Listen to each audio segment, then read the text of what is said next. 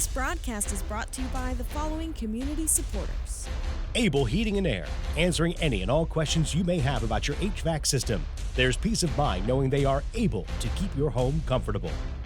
CFC Farm and Home Center, supplying your lawn and garden, pet, and farm needs since 1932. Hometown pricing and outstanding service at CFC Farm and Home. Found in Sons Funeral Home, Culpeper's perpetual best of the best for resources, planning, and support for our entire community. From shirts to banners and everything in between, imprint your message on the community with Cash Imprints. Battlefield Toyota, Chevrolet, and Ford, proudly serving the Culpeper community for over 20 years. State-of-the-art service departments and over 22 acres with hundreds of new and pre-owned vehicles. Battlefield Automotive. Nominations are now being accepted for the local area sports Hall of Fame. Nominate anyone that you feel is deserving of historical local sports recognition at localsportshistory.com/HOF. K&M Lawn, Garden, and Arborist Supplies. Now located directly across Highway 29 from Eastern View High School. K&M, from grass to trees, they aim to please. UVA Health Culpeper Medical Center is here to care for you and your loved ones at our high-quality primary and specialty care locations right here in our community. Visit uvahealth.com for more information. All right, from Cyclone Stadium, welcome to tonight's broadcast of Cyclones football as Eastern View plays host to visiting James Monroe. It's also homecoming, and fireworks will be heard every time a team scores. And when you think about how prolific this Eastern View offense has been, I suspect our ears may be ringing when we leave here tonight. Chris Frazier, welcome aboard, and thanks for joining us and filling in again. This is our second week in a row. We had a good time last week at Caroline. Saw an entertaining game, only to see the Blue Devils lose it by 9 points, but they were competitive. And but tonight, Eastern View tries to keep its unbeaten record intact, taking on a team they can't take lightly, but certainly James Monroe not having the kind of season they've experienced in years past. Absolutely, and it's good to be back. Thank you, Mark and Johnny K, for having me again. Like you said, yeah, JM, not a team to take lightly. Coach Lowry told us before the game they're an athletic team that's hungry for a win, and something that the Cyclones are going to have to play a complete offensive game to keep the JM football team at bay tonight. Well, James Monroe comes into tonight's game with a record of 2 wins against 3 losses. Last week, they lost to Chancellor 21-0. The previous week, they lost to King George 63-0. They lost to Liberty before that 46-6. They have defeated Charlottesville outright in overtime 23-13. Their other win came by forfeit from Stafford, and that win in the books is 2-0. Eastern View, on the other hand, 5-0 overall. 3-0 in the district, and last week they were in action and defeated the 6A Wolverines of North Stafford 27-8. Talking to Coach Lowry, Chris, as we did, the one thing he wants to look for is a more complete offensive game from his team to finish it and play through all 4 quarters. Yeah, when you start to get, you're halfway through the season here. You've played 5 games, and you're looking to hit your stride on the offense especially. The defense has been playing well. The offense has been playing well, but you want to get that full, complete game out of the Cyclone offense as you go into these crucial games late in the season for the Eastern View Cyclones. Well, let's take a look at how Eastern View has done. Why are they 5-0? They opened the season against Culpeper in the annual Cannonball Classic. They won that handily. Then they played Westmoreland, and Westmoreland was clearly overmatched. They won big in that one. They had a very exciting game against Brook Point that the Culpeper Media Network called that night. The 1-point differential won by the Cyclones. Then they played Caroline, got the win. Then last week, North Stafford, they won 27-8. And now James Monroe comes in tonight. Yes, they're hungry for a win. But, I tell you, Eastern View is, I think, probably improving every week. And as Steve pointed out a couple weeks ago, Steve Peacock, and we were talking about this, and I'm sure you'll agree, when you look at the Battlefield District, the 3 top teams, not necessarily in this order, but as they come to mind, Eastern View, King George, and Cortland. But King George played Cortland last week in what was probably a very entertaining game, and they won 21-14. So now I'm looking, and I'm not looking past Cortland because Eastern View hasn't played them, but I'm really looking at King George and that Eastern View game that's going to be played October 20th. It's really going to be a showdown and perhaps for the district title. Yeah, I mean, like we talked about last week, King George and Eastern View, when they get together, the fact that Cortland kept them to 21 is something that I would love to see the stat line on that game. But those two teams showed it last year, and when you look at Chans Wiggins for King George versus the Eastern View defense, as well as the AP Hull-led offense of Eastern View against King George's defense, it's definitely going to be something to look forward to here in a couple weeks. And you mentioned Chans Wiggins of King George, but his partner out there, this terrific receiving tandem, also includes Makai White. These guys are Division I players to be, and King George can really light it up offensively on the scoreboard. I mean, they could just score a lot of points. They beat, for example, they beat James Monroe 63-0. They've been winning like that this season. So, and of course last week it was close against Cortland. All right, so Culpeper is in action tonight, taking on King George. Eastern View this is their homecoming, and they're taking on James Monroe. Team captains now approaching to meet in the center of the field, left to right for the Cyclones. Number 34 is Brett Clatterball. Number 2, Jaden Williams. Number 10, DeAndre Brock, and Keegan Brown, and then number 69, Brandon Weaver, the team captains for Eastern View. And for James Monroe, number 51 is Bryce Jones, and number 10 is Jordan Juggins. Number 50, Donovan Frost. And the other player there, I believe, is number 8, David Boding. And you see the Cyclones tonight donning their pink for the month of October for breast cancer awareness. Something that they've done for the past few years here during the games in October, as we see the captains out there on the field for the Cyclones tonight. Something that's kind of taken all sports by storm around here at Eastern View and over at Culpeper as well, but especially something tonight for homecoming. Looking at last week's stats against North Stafford, Jaheim Fry and Jaden Williams split the carries. Aaron Hull, the quarterback, Chris, 12 of 26. No interceptions, 125 yards. Also, something to note that as we get deeper into the season, of course, anytime you're in the postseason and the competition really starting to stiffen against you, it's nice to know you got a guy that can come out there and kick a game-winning field goal for you as well, because Braden Capolini had 2 field goals last week of 21 and 22 yards, and they haven't needed that yet, but as the competition improves, they may very well. Well, James Monroe has won the toss, opted to defer to Eastern View, and Eastern View says we'll receive the football. So that's how we'll start the first half, and when we start the second half, it'll be Eastern View kicking off to James Monroe. I think when you win the toss, most teams opt to defer generally, don't they?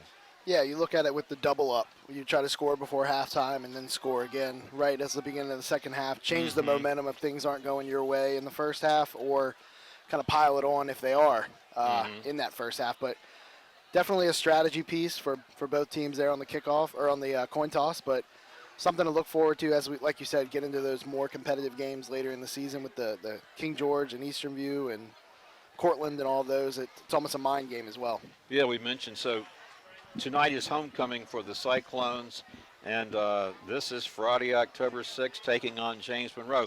Next Friday, there'll be Eastern View will travel to Spotsylvania to take on the Knights, and then we talked about that big matchup coming October 20th here at Eastern View against King George, and then the Cyclones will close out the regular season October 27 at Chancellor, and then November 3rd in the regular season finale at Cortland.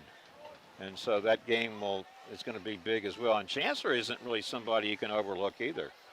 No, anytime you get into these district games, I mean, you always say any given Sunday, any given Saturday, any given Friday, depending on who's playing. But it truly is, especially when you get into these late season games here in the region. All right, well, having teed it up for James Monroe is Nathan Scharf. And so here in a moment, we'll be underway. Here is the kick to keep it on the ground. This is going to bounce a few times. It'll be picked up at the 10-yard line.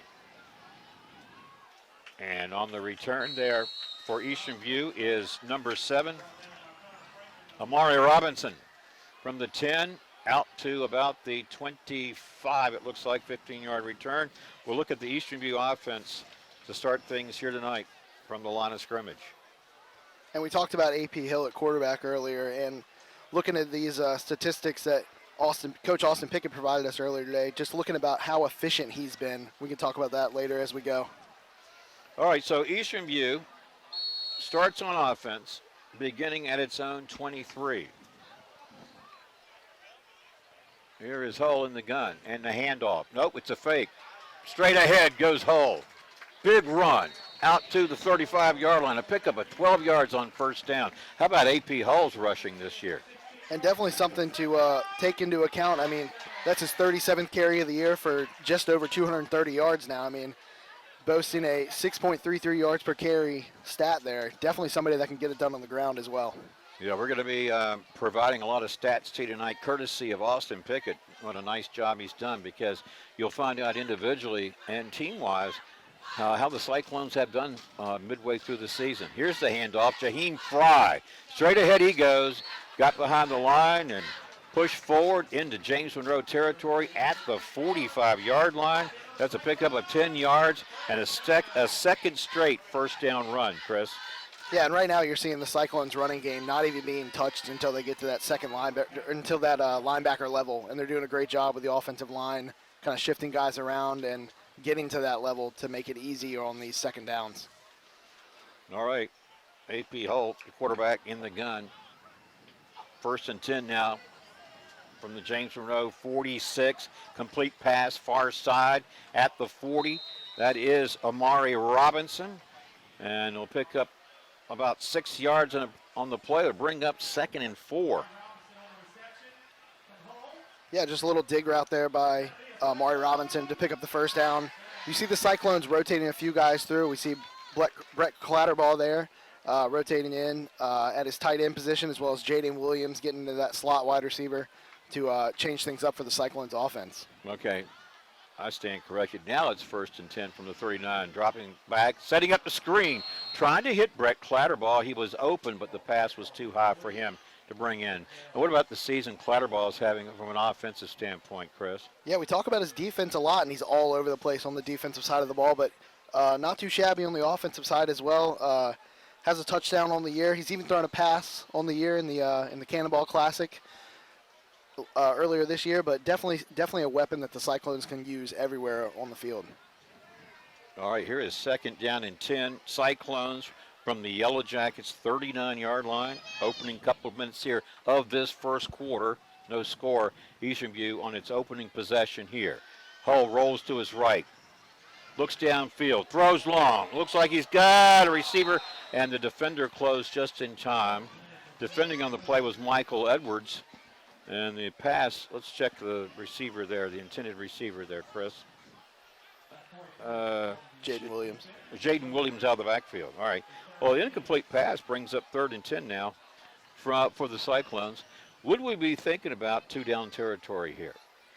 Yeah, this looks to be a little far field goal range, even as well as Capolini's been kicking this year. But you want to get, you see, your 3rd and 10 here. If you can get it to the 4th and inside of 5, I think it would be something the Cyclones would go for. All right, let's see what they dial up here on 3rd and 10. Hull, your quarterback.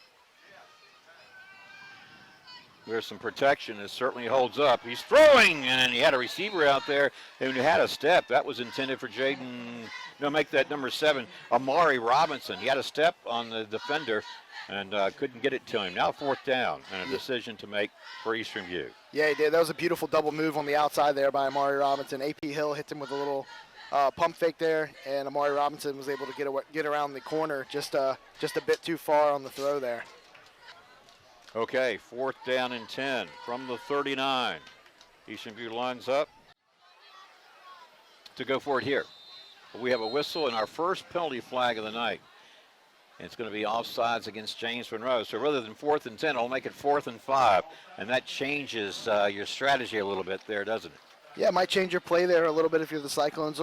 Looks like they're keeping the same personnel on the field, but AP Hall looking over at offensive coordinator Jeff Jenkins to get a call here and see if we're changing things up for the Cyclones. Okay, 4th and 5. Eastern View, opening possession started at its own 23. They have it 4th and 5 at the James Monroe 34. We've got movement again. This may be another offsides penalty against James Monroe. If it is, it should be enough for a Eastern View first down.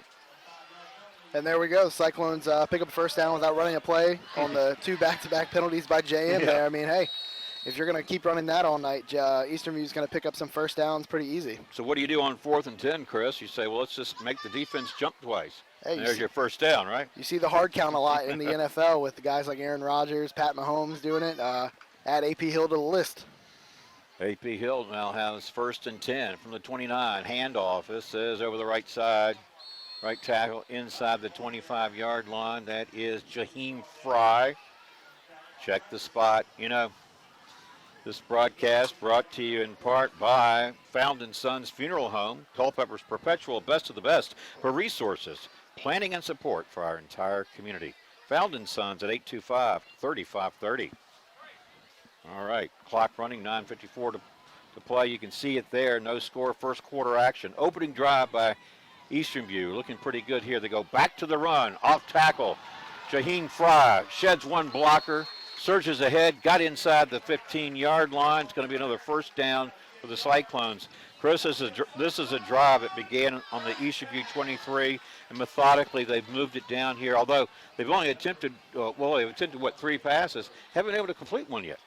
No, only on that first down to Amari Robinson, but when the running game is picking up 6 to 7 yards a carry, it's going to be a good night offensively for the Cyclones. All right, now 1st and 10 from the 13.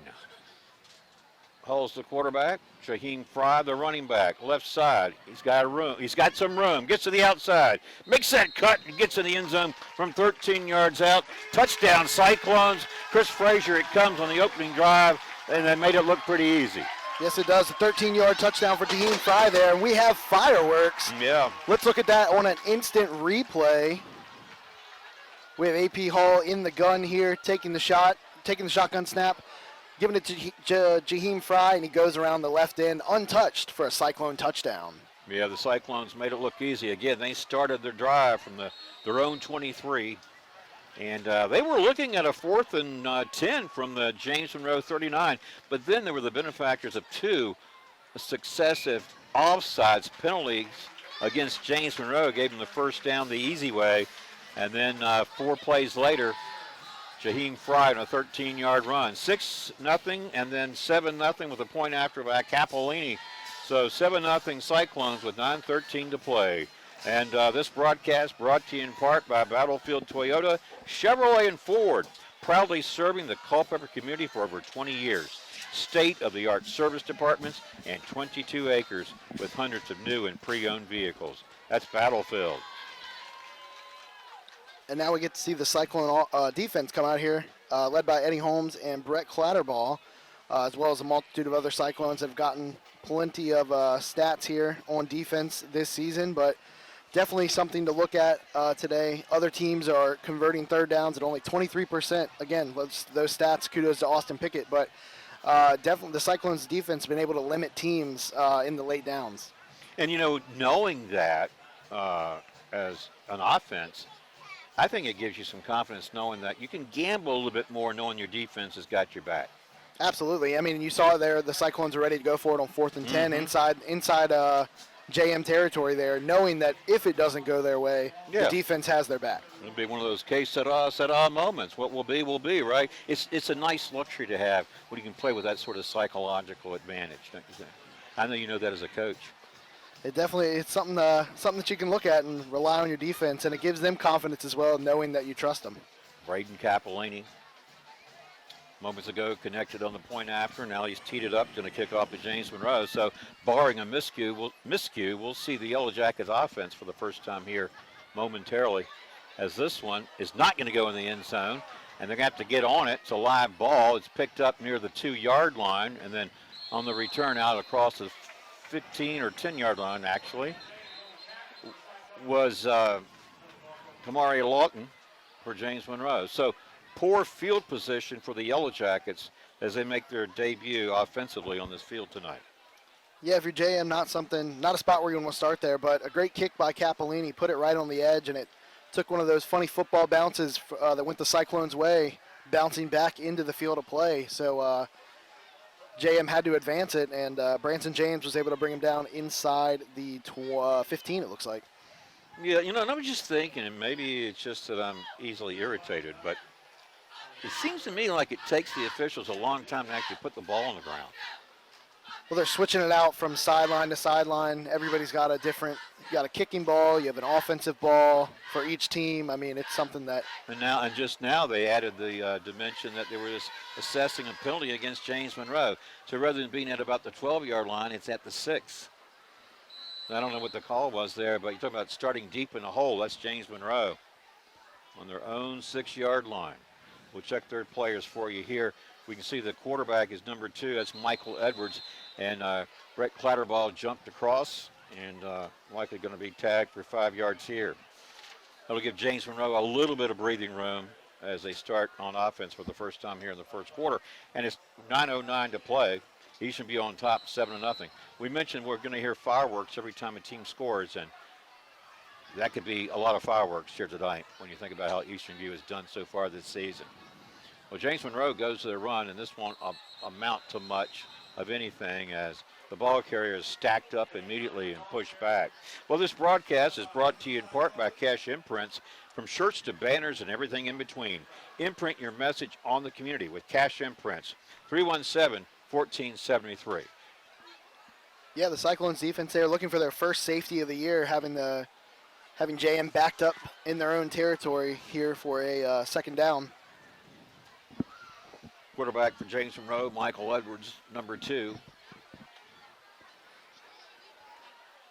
And they take their time. Here's the snap, hand off the ball carrier. Brett Clatterball is going to drag him down at the 5-yard line for a 6-yard loss. And the ball carrier there was number 23, John Boating. Yeah, Brett Clatterball able to just drop in there and get the tackle for a loss. Another one that he's added to his stat sheet. Well, does he not lead the team in tackles for loss? Absolutely, with 6 tackle for loss, leading the team. That's his 7th.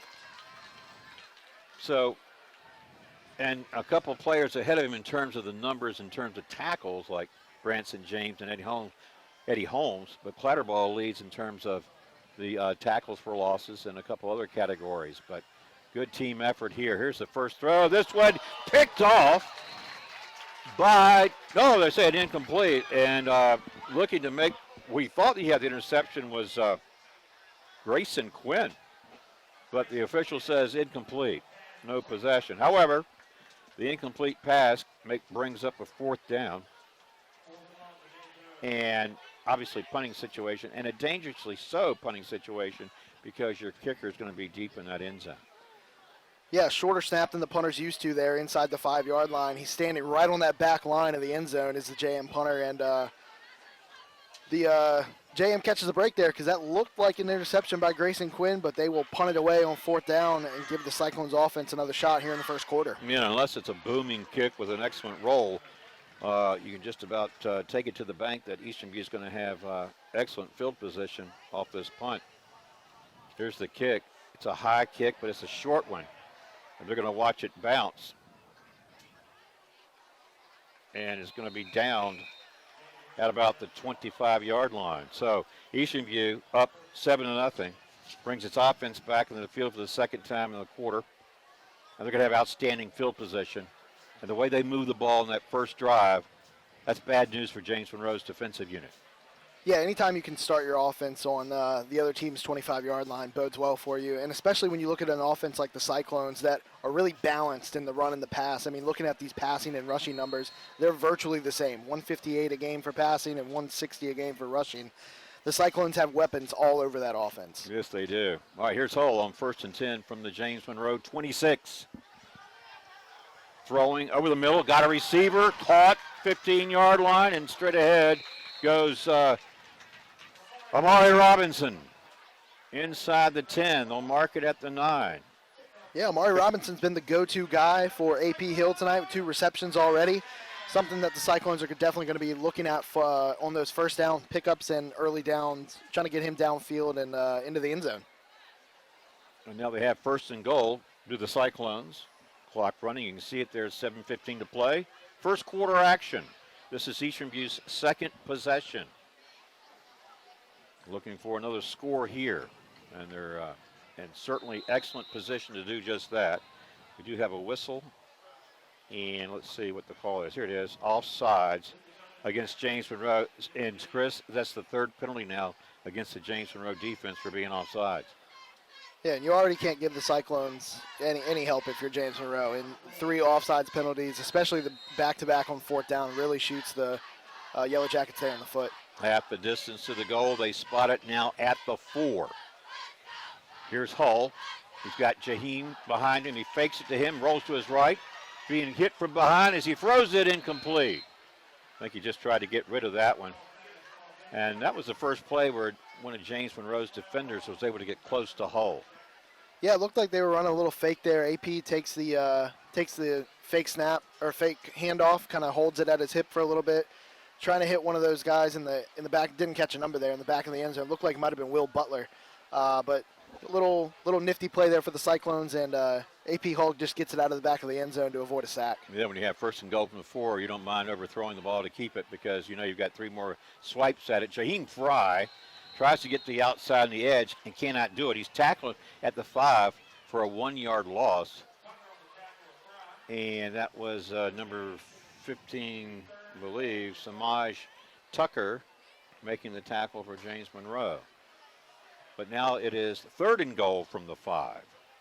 Yeah, Samaj Tucker able to make a good play there and keep Jaheim Fry from scoring his 2nd touchdown to that side on the night. All right, 3rd and goal from the 5. What are you going to draw up here, Chris, if you're the offensive coordinator? 3rd and goal, I think you got to hand it to Jaheim Fry again. All right, here's Hull. High snap, brings it down. Jaheim Fry, the ball carrier, no problem, getting into the end zone from 5 yards out. Touchdown, Cyclones. It comes with 6:05 to play in the second quarter. And the student section sounds the confetti. We have fireworks again for a Cyclones touchdown. Let's see that second Jaheim Fry touchdown on instant replay here. That's right. He's got both Cyclones touchdowns so far. Jaheim Fry takes it again around the left side, almost like the last time, and barrels in for the Cyclones' 2nd touchdown of this first quarter. Hull, the holder for Braden Capolini, on for this second point after try. First one was good. Snap, the hold, the kick is up, and the kick is good. 14-0 our score in favor of the Cyclones. 6:05 to play, first quarter action at Cyclone Stadium. This broadcast brought to you in part by UVA Health, Culpeper Medical Center. Here to care for you and your loved ones at our quality primary and specialty care locations right here in our community. Learn more at uvahealth.com.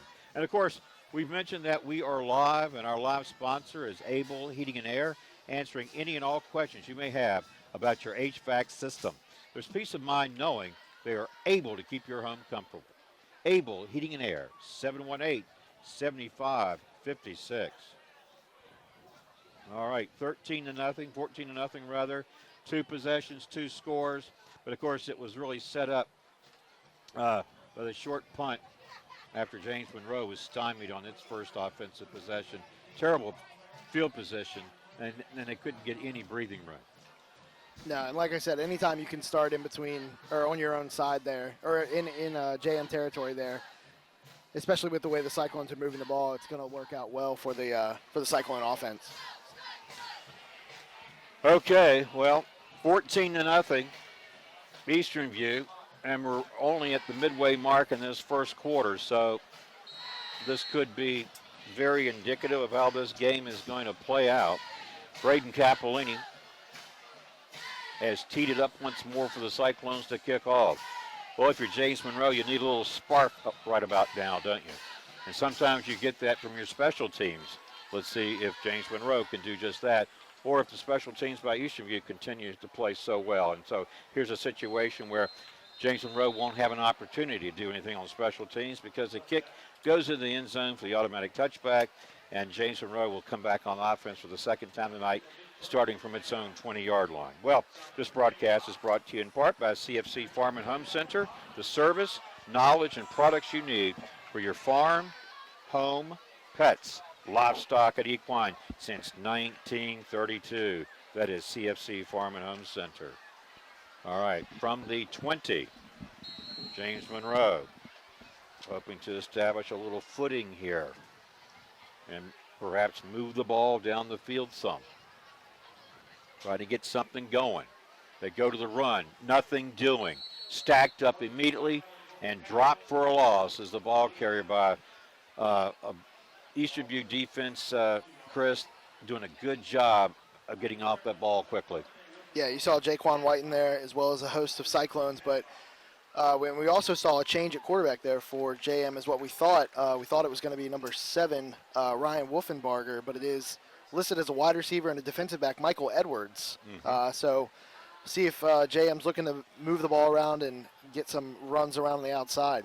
All right, here's Edwards. Going to throw for the first time tonight, and it's called out in the flat and out of bounds, it looks like, at about the 25.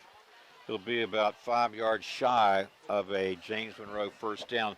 Going to bring up about 3rd and 5 there.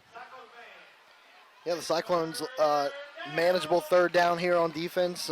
See if they can get JM to punt the ball back to him again. And JM, I mean, you're looking at 3rd and 5. You got to keep it manageable because going for it on 4th down here inside of your own territory doesn't look too promising. Edwards, the quarterback. He's got Moses Evans right next to him. 2 receivers to the right, 1 to the left. On 3rd and 5. All right, here's Edwards handing off. Running back, this is Evans, Moses Evans. Again, nowhere to go. And now you're looking at a 4th and about 6. No, that Cyclones defensive front isn't going to give anything up all night. They're inside the tackles, but forcing another punt for James Monroe. We'll see if the Cyclones can get a return on this one and get back into JM territory. All right, this broadcast brought to you in part by K&M Lawn, Garden, and Arborist Supplies, now located directly across Highway 29 from Eastern View High School. K&M, from grass to trees, they aim to please. At 825-8371. The punter is Nathan Sharp, also the place kicker. Going to stand near his 10-yard line to punt this one away. Here's a snap. The protection's there, and the kick from about the 12. This one's going to bounce down and go out of bounds near the 43, it looks like. Unofficially right now, a 21-yard punt, depending on the spot. All right, Eastern View's offense goes back on the field, and again, going to, be in an excellent position as far as situation on the field. Great field advantage for the Cyclones so far here tonight. Yeah, 2 out of their last 2 possessions able to start inside of James Monroe territory. And again, when you're as balanced as the Cyclones, this is something that if you're James Monroe, you don't want to deal with, not knowing what's coming next with the Cyclones being able to throw anything at you. All right, from the James Monroe 41, there's a throw. This one, is it picked off? No. Jumping in front of that receiver was Kamari Lawton for James Monroe. Incomplete pass, 2nd and 10 coming up. Yeah, AP Hall there just kind of took an extra look at his receiver there, and Lawton tried to jump the route there, didn't come up with it, but bringing up 2nd down with the Cyclones. All right, here's Hull. And they'll hand it off. Jaheim Fry straight ahead. Picked up yardage. About 5 on the play. Going to bring up 3rd down. They call it 3rd and 6. Yeah, Jaheim Fry has been our primary running back tonight for the Cyclones. Somebody that's been able to pick up a good amount of yards on early downs, and seen a few extra guys come in now. Datrez Gahagan as well as Jaden Williams for the Cyclones offense. Well, nominations are now being accepted for the local area Sports Hall of Fame. Nominate anyone that you feel is deserving of respectful local sports recognition at localsportshistory.com/HOF. Here's a snap. Here comes Amari Robinson on the jet sweep. He's at the 20, 15, 10. And Robinson tackled from behind inside the 5-yard line. Let's see. Oh, they're going to be bringing it back because you see the yellow laundry on the field. That's usually in the area of holding. Let's see what the call is here. And the Cyclones offense starting to walk back towards midfield, like you said, in the area of holding there. But usually what the infraction is, isn't it? We saw it enough last week to get a hold on it there. But Looks like it'll be holding for the Cyclones and another crack at third down.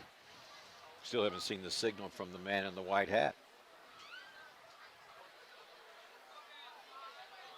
So it looks like he goes from the spot there, the 37, line of scrimmage. There it is, holding, bringing it back. Walk it off from the line of the point of the line of scrimmage back, and it was the 37. Now it's at the 47. So a 10-yard loss brings up third down and 16. Yeah, and definitely changes things here for the Cyclones. See if we get a showcase of AP Hall's big arm here. See a couple more receivers coming to the game and on this long third down. Could they go to Brett Clatterball here in this situation? Will Jeff Jenkins dial up? Here's Hull. He's got time. Pump fake. Now he goes downfield. He's got a receiver out there. It is Brett Clatterball. End zone touchdown. Well, you called that one. We have fireworks again for the Cyclones. I think I may be on the same wavelength with Jeff Jenkins. There we go. Let's look at that one on an instant replay. And that's worth 47 yards there, Chris.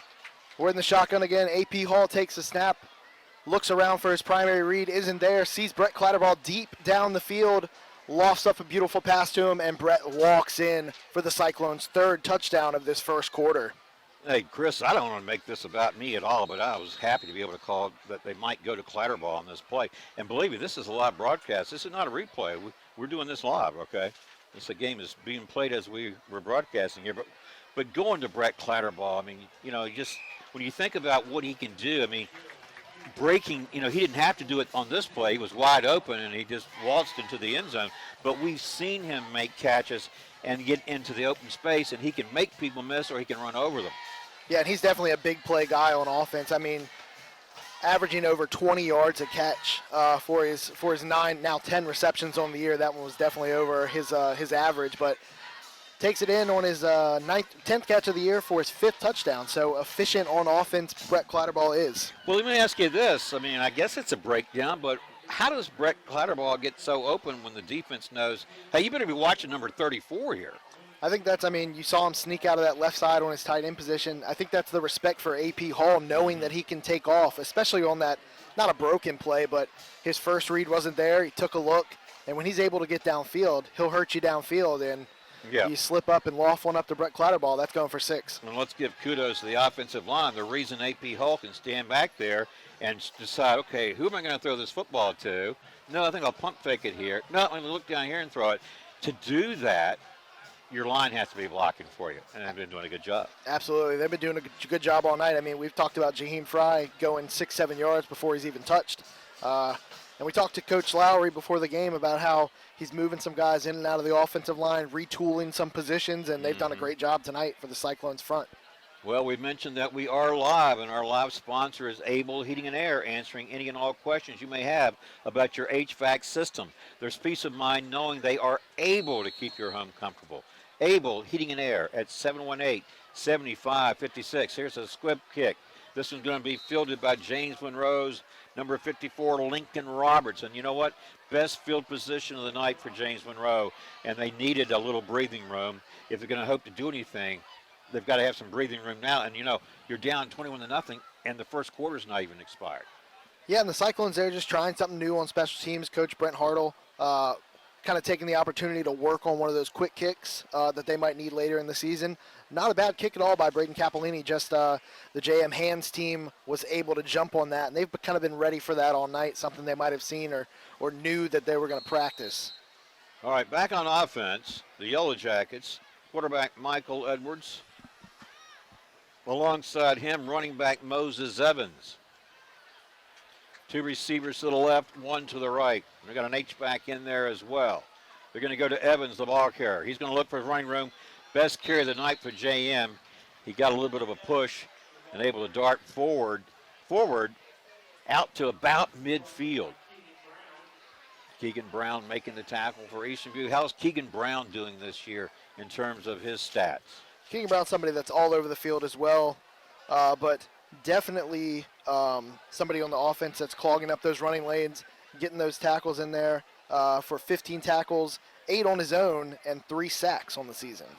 Having a pretty good season. All right, 2nd and 5, Yellow Jackets from their own 48.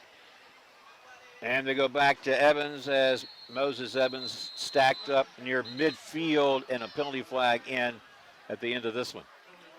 Yeah, came in right from that back judge right there in front, or the line judge right in front of the play there.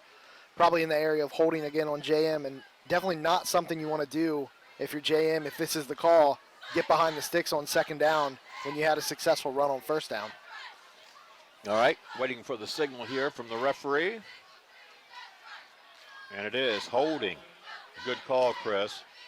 Mark this one off against James Monroe. They were looking at 2nd and 5, and now the penalty will push it back to repeating the down. It'll be 2nd down, and it looks like it's going to be about 15 here from the 39. And JM so far has been the kind of team that they want to run the ball. They've tried a couple passes to the outside, those extensions of the run game, but they haven't really tested downfield yet. When you get into these long situations, you might have to. 4-man front for Eastern View. Here is Edwards rolling to his right. Pressure coming. Throws incomplete. Threw it behind the intended receiver, and that was River Lingo. That's an interesting name, is it not? It is indeed. And, you had Eddie Holmes there chasing him, chasing the quarterback there, putting that pressure on him to get that pass off sooner than he wanted to, but can't drop back and pass too much when you have the likes of Brett Clatterball, Eddie Holmes, and Branson James on the defense. James Monroe has to get to the Eastern View 46-yard line for a first down to keep this drive going. It's 3rd and 15. Here comes the pressure, airing it out, near side. Got a receiver at the 35. Destin Davis, there he is, tackled by Eastern View's Amari Robinson. Biggest play of the night for James Monroe's offense from their own 39 out to the Eastern View 30-yard line. That is, 31 yards on the play, if my math is correct? Absolutely, and we talked about it, the JM offense, running the ball, kind of lulling that defense to sleep, and then able to get one on the fly route there to pick up that long third down, converted into a first down. Edwards did a nice job of slinging that one downfield. Had an open receiver there, and we mentioned Destin Davis, number 3, caught that one. And it's 1st and 10, Yellow Jackets, Cyclones 30, and Moses Evans tries to get to the outside and nothing doing, as about 5 or 6 of those black jerseys were waiting for him, and that was no welcoming party, was it? No, another host of Cyclones there, Branson James as well as Jaquan White on the ends there for the Cyclones, kind of shutting down that run game. But you've seen it. I mean, you see the linebackers coming up, Brett Clatterball playing that backside in case there's any reverses or the quarterback decides to keep it. The Cyclones playing a smart defensive game here, minus that one play. Loss of 3 yards in the play, 2nd down and 13. Clock running. You see the final 30-some seconds of this first quarter. Edwards in trouble, throws. This one taken by, was that Will Butler, number 21? It was. Pass was intended for the receiver, and Butler jumped in and said, no, I'll take that one. And there's an interception and a turnover for the Cyclones. James Monroe had good field position. They had put something together only to be stymied. Yeah, Will Butler with his first interception of the year. Usually we see him for his wide receiver prowess. Made a great catch last game. If anybody sees the program for today's game, his one-handed catches on there. But someone who has over 347 yards and 4 touchdowns on the offensive side of the ball snags his first interceptions to set up the Cyclones' 4th possession here. And Chris, as I listen to you interject that very valuable information, I keep thinking about what a nice job Austin Pickett did of putting this all together for us. Absolutely. These stats are great. We have every breakdown here, defense, offense, team stats, everything. Shout out Austin Pickett, doing a great job on the stat sheet for us. And really it gives kudos to everybody individually and team-wise with this Cyclone team. Breaking the tackles, the ball carrier there. Jaheim Fry finds the seam, and now he's racing toward the end zone. He's going to make it from 59 yards out. Touchdown, Cyclones, comes late here in the first quarter. I know you want to take another look at that, Chris Frazier. Absolutely. Let's take that on instant replay again. The first play for the Cyclones after the Will Butler interception. Jaheim Fry takes it around the right side this time and breaks the tackle, runs down the sideline, and goes in for the Cyclones' 4th touchdown of the first quarter. The student section is going to run out of confetti down there, and we might be in danger of running out of fireworks here if the first quarter is any indication of the rest of this game. Oh my gosh, the Cyclones are lighting it up. I mean, it's 27-0, maybe 28-0 here. It is. With 18 seconds left in this first quarter, the rout is on. And you mentioned Jaheim Fry. He has 3 touchdowns here tonight so far. Brett Clatterbaugh the other. Yeah, Jaheim Fry has been somebody all over the field. I mean, he has two shorter touchdowns and a long breakaway run there. An efficient offensive night for the Cyclones here in the first quarter. And it was really set up by the interception by Butler.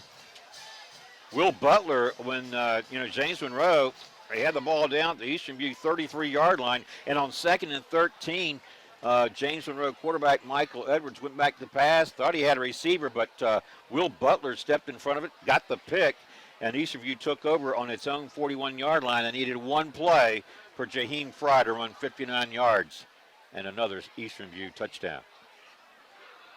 Yeah, Will Butler there on that interception. Like we said, talked to him about his offense, but made the play there at corner and was able to jump in front of that pass and really ripped it away from him for that Cyclone turnover. And hands team is out for James Monroe again. Wonder if we get a quick kick here for these Cyclone special teams to try and attempt that onside again. Well, I mean, Capolini has that leg strength that can send the ball into the end zone. I'm sort of surprised they don't go for the touchbacks in these situations. Yeah, and it looks like they're kicking it deep now. That quick kick was something that you work on in game, and it's tough as a kicker trying to get that ball to roll over the way you want and kick up right at the last time so the hands team can get on it. Well, here is Capolini, kicks away. Let's see if this one finds its way to the end zone, and it does. Once it's there, not returnable. Ball out to the 20-yard line, and that's where James Monroe, trailing 28-0, starts back over on offense. They've had one, really the bright spot tonight for them is where they were able to get that completed pass play from Michael Edwards to Destin Davis for a big first down, the biggest play of the night for James Monroe, only to be stymied by that interception by Will Butler. Otherwise, it's really been all Eastern View here tonight, and we're just getting started, really. We're only into the first quarter. Late in the first quarter, we still got 3 more to go. Yeah, and we can see what the Cyclone defense has out here, starting to rotate some of those guys in that are playing a little bit later in games here in the late first quarter. Almost called it the second quarter. Not there yet. Ball carrier looking for a little running room straight ahead. He goes. Let's see if that was Moses Evans, or if they had inserted a different running back. No, it was Evans. Moses Evans is a 6'1", 213-pound junior. I think he's got good size to him. It's just that right now, there's the sound that signals the end of the first quarter. I was going to say, it's just that Eastern View defensive front is winning the battle of the line of scrimmage up there. So, and that's how it is. Well, we've played one quarter here at Cyclone Stadium. Our score, Cyclones 28, Yellow Jackets nothing. We'll take a break and come back for the start of the second quarter right after this. Keep it right here on the Culpeper Media Network, where you're watching Cyclones football. This broadcast is brought to you by the following community supporters. Able Heating and Air, answering any and all questions you may have about your HVAC system. There's peace of mind knowing they are able to keep your home comfortable. CFC Farm and Home Center, supplying your lawn and garden, pet, and farm needs since 1932. Hometown pricing and outstanding service at CFC Farm and Home. Found in Sons Funeral Home, Culpeper's perpetual best of the best for resources, planning, and support for our entire community. From shirts to banners and everything in between, imprint your message on the community with Cash Imprints. Battlefield Toyota, Chevrolet, and Ford, proudly serving the Culpeper community for over 20 years. State-of-the-art service departments and over 22 acres with hundreds of new and pre-owned vehicles. Battlefield Automotive. Nominations are now being accepted for the local area sports Hall of Fame. Nominate anyone that you feel is deserving of historical local sports recognition at localsportshistory.com/HOF. K&M Lawn, Garden, and Arborist Supplies. Now located directly across Highway 29 from Eastern View High School. K&M, from grass to trees, they aim to please. UVA Health Culpeper Medical Center is here to care for you and your loved ones. Our high-quality primary and specialty care locations right here in our community. Visit uvahealth.com for more information. All right, welcome back to our broadcast and to the start of the second quarter. And on this first play in the second, we have a penalty flag. Looks like we're going to have intentional grounding on James Monroe's Michael Edwards here. Got pressure by the Cyclone defense and just tried to get it out with no receiver in the area. There it is, intentional grounding. Good call, Chris. You nailed it. And doesn't that usually result in a loss of down? Got a loss of down, so it'll be second and a mile here for James Monroe. Almost 2nd and 20, it looks like. Yeah, pushes the ball all the way back to the 5-yard line. And, you know, really, it goes without saying, doesn't it, that if you're James Monroe's offense, the last thing you needed was a penalty like that to put you at your own 5-yard line when you trailed 28-0 at the start of the second quarter. Right, and the Cyclones still looking for that first safety of the year. Got to think they're licking their chops to get it here. All right, here's Edwards. This is Evans, the ball carrier. They drag him down for a loss. You were just talking about safety, and the Cyclone defense just inched that much forward, getting closer to that very thing. And I believe that was Branson James making the tackle for Eastern View, and his name is, he's certainly up there in the leaders, isn't he? Yeah, right now the leading tackler there for the Cyclones with, I'm sure, over now, but coming into the game with 31 tackles. And the Cyclones defense forcing another punt from this JM punter in the back of his end zone again, and an even shorter snap for him to deal with that Cyclones front. And that is number 6, Connor Franklin, the punter. I thought that Nathan Sharp was handling both the punting and kicking duties. Right now, it is Connor Franklin standing in the back of his end zone, waiting to snap here. But we'll have a whistle first and a little delay. All right. Well, as they reset this one, we'll tell you this broadcast brought to you in part by Found & Sons Funeral Home, Culpeper's perpetual best of the best for resources, planning, and support for our entire community. Found & Sons, 825-3530. Ball is loose on the snap. There's the safety you were just talking about, Chris Frazier. Well, the punter couldn't handle the snap, and the Cyclones were all over it. Add 2 more to the Cyclone total, and it's 30-0 with 10:54 to play in the second. Yeah, JM's punter wasn't ready for the ball. The long snapper snapped it right on the whistle there, and I think he was still looking over at the sideline. And he was able to pick it up, but Keegan Brown was able to push him out of the back of the end zone for the Cyclones' first safety of the year. And you've been talking about that very thing, and it came to fruition just like that.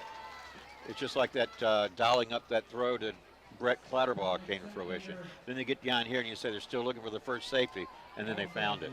Well, I think everything's pretty much going Eastern View's way here tonight. Yeah, I mean, you're sitting here early second quarter, just into the second quarter at 30-0. And wanted to shout out Dominic Simendinger there. He was the one that came down and rang that bell for the Cyclones. It's been a staple on their sideline for turnovers and all kinds of things for the Cyclones defense. But like we said, able to get that first safety of the night. Just everything going well for the Cyclones right now. When you think about the rules of football, it's almost a little bit, adding insult to injury for a football team that you just gave up the safety. Now you got to kick the ball back to the team. Got it. So, and you're doing it from the 20-yard line. So things are not going well for James Monroe, and we got a lot of football still to play here tonight at Cyclone Stadium. Kicker is Nathan Sharp. He kicks straight away. This one fielded nicely on a one-hopper. Straight ahead is the return man. That is Amari Robinson. Robinson gets in the open field, far sidelines. They drag him down inside James Monroe's 30-yard line. What a nice return. And yet there's a penalty flag in the area where you would expect that the Cyclones might be penalized for a bad block. We'll check it here in just a second. As they look at this one, Chris will tell our viewing audience that this broadcast is brought to you in part by Battlefield Toyota, Chevrolet, and Ford. Proudly serving the Culpeper community for over 20 years. State-of-the-art service departments and 22 acres with hundreds of new and pre-owned vehicles. That's Battlefield. Where it was a bad block, or a holding rather, against Eastern View. So That's going to negate that really nifty return by Amari Robinson. By the way, the Cyclones are playing tonight. I know they want to clean up penalties, but this is one that it's doubtful it's going to sting them in this game. Now it gives the Cyclones a little bit more room to work here on offense. A few of those guys still looking for their first grab of the night. We have Will Butler, who got that interception on the outside, as well as A.P. Hill at quarterback and Amari Robinson on the other side at wide receiver. All right, and is this Eddie Holmes in the backfield here? Trying to pick up that number. All right, here's Hull. Going to keep it. Right side, lowers his shoulder. Got across the 35, out near the 40 on first down. And into the tackle for James Monroe was number 54, Lincoln Roberts. Yeah, we talked about Jaheim Fry a lot tonight in the running game. Rightfully so, as the third leading rusher on this Cyclones offense, but A.P. Hill has definitely been able to get it done tonight in the running game on this homecoming night for Eastern View. Picked up 6 yards, 2nd and 4 Cyclones. A.P. Hall, your quarterback. Here's a snap. Going to fake it, going to keep it. He's near side 40, breaks a tackle, makes a cut, lowers his shoulder. They knock him out of bounds. James Monroe territory inside the 45. They'll spot it at the 43. That's a gain of 17, or make it 19 yards by A.P. Hall. And again, it's first down there for the Cyclones. Something that A.P. Hall has been able to do, getting into that running game, picking up first downs, but a little bit of a high snap there, and he was able to handle it and pick up the Cyclones' first down. Well, you know, he's got some size to him. You know, he gets in the open field. You're a defensive back. You're coming up to make a tackle. Not going to be a whole lot of fun there. All right, 1st and 10, Cyclones at the Yellow Jackets 43. Here's Hall. Airs it out downfield, looking for a receiver. This one's caught, and he stayed right with it. It was Will Butler. He's been saying it, Chris. He's played well in defense. They finally dialed his number on offense, and that was pretty good defensive play. It looked like the ball was deflected, and Butler stayed with it, brought it in for the big touchdown catch. Yeah, again, Will Butler goes up, high points the ball, able to almost tip it to himself with the cornerback in a good position there. A great ball by Hull, and Will Butler able to get into the end zone. The student section running out of confetti again, and we have more fireworks, and we can look at that as an instant replay here after the Braden Cappellini kick. Braden Cappellini will kick. A.P. Hall will hold. Snap, the hold, the kick. Up and good, 37-0. Our score in favor of the Cyclones. It's been all Eastern View here in this first half. Want to go back and take a look at that one, Chris? Yeah, that instant replay here. A.P. Hall drops back, sees Will Butler on the left side of the field, tosses up a great ball. Will Butler able to tip it to himself and waltz right into the end zone to bring the Cyclones score to 37-0. All right, well, this broadcast brought to you in part by Cash Imprints. From shirts to banners and everything in between, imprint your message on the community with Cash Imprints, 317-1473. Also, UVA Health Culpeper Medical Center, here to care for you and your loved ones at our quality primary and specialty care locations right here in our community. Learn more at uvahealth.com. 9:52 to play, second quarter action, all Eastern View. 6 touchdowns and a safety. All point after is good, 37 points. Can't ask for a better homecoming night here for the Cyclones. Everything working for them on offense and defense. Special teams still working. Braden Cappellini's put a couple out of into the end zone, and one on a short kick that led to that Cyclones interception.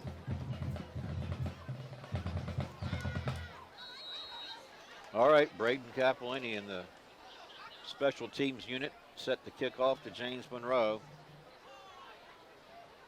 Yellow Jackets looking to find a little sting in their lineup, Chris. They haven't been able to find any yet. They have that one good offensive play. Other than that, Eastern View has just simply shut them down. No room to work. Cappellini's kick. This one headed near, close to the end zone. Won't make it. We'll have the return here from the 1 yard line by James Monroe's Emery Paget. And he got across at 20, and we'll see, they'll mark it down right at the 23. So average field position for James Monroe as their offensive unit comes back on the field, looking to find something that's going to work for them.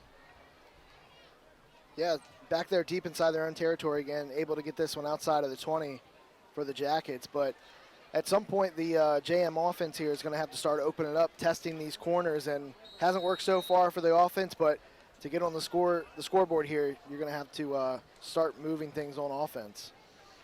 All right, and that means Michael Edwards, the quarterback. Alongside him, the running back is Moses Evans. Lining up there, H-back is River Lingo.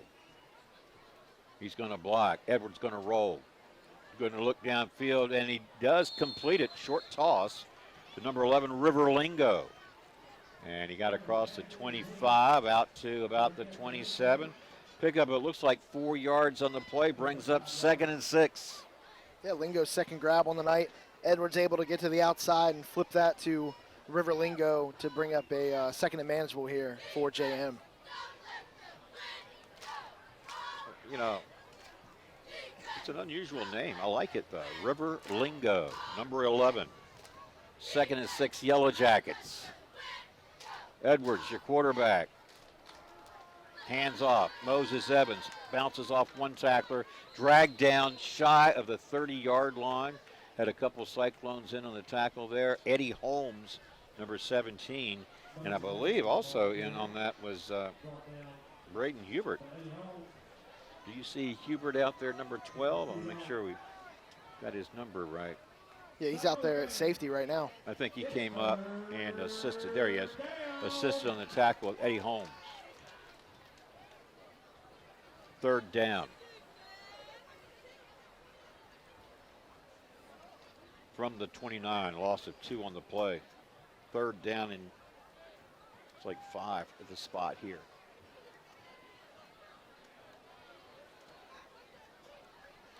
I said he lost a couple. He actually picked up 2 from the 29. Here's the handoff, Moses Evans. And he's got nowhere to go. They wrap him up as he tried to get to the outside. And several Cyclones there to make the tackle. Leading that charge was Branson James from his linebacker's position. And we will have, check the call here. They mark it at the 26. Yeah, Antonio Heredia in there as well. Keegan Brown, just a whole host of Cyclones able to back the JM offense up as they looking like they're going to go for it here on 4th and 6. I was going to say, I have 4th down, but they lining up as though they're not thinking about punting. Maybe we'll try to draw Eastern View offsides. We do have a whistle. And it looks like James Monroe has called a timeout. Well, we'll tell you that our timeout sponsor is UVA Community Credit Union, strengthening the financial wellness of our members and the Culpeper community. Visit them at uvacreditunion.org. Well, James Monroe was lining up to go for it on 4th and 6, and then they call a timeout. Will they reconsider? I mean, you don't want to give up another score, but you're down 37-0 with 7:29 to go. You got to make something happen. Yeah, maybe they wanted to see what kind of defense Eastern View was going to come in or come out with there, but definitely got to draw something up to pick up this 1st down and put something on the board before halftime. Well, this broadcast brought to you in part by CFC Farm and Home Center. The service, knowledge, and products you need for your farm, home, pets, livestock, and equine since 1932. That's CFC Farm and Home Center. After the timeout, Yellow Jackets back onto the field. Looking at 4th down and 6 from the 26. And they still line up to go for it here with Michael Edwards, the quarterback, Moses Evans, the running back to his right. Here comes the pressure. Edwards gets away from one tackler, not the second one. There's a penalty flag coming in. Could this be on the hit delivered by Eddie Holmes? Here it comes here.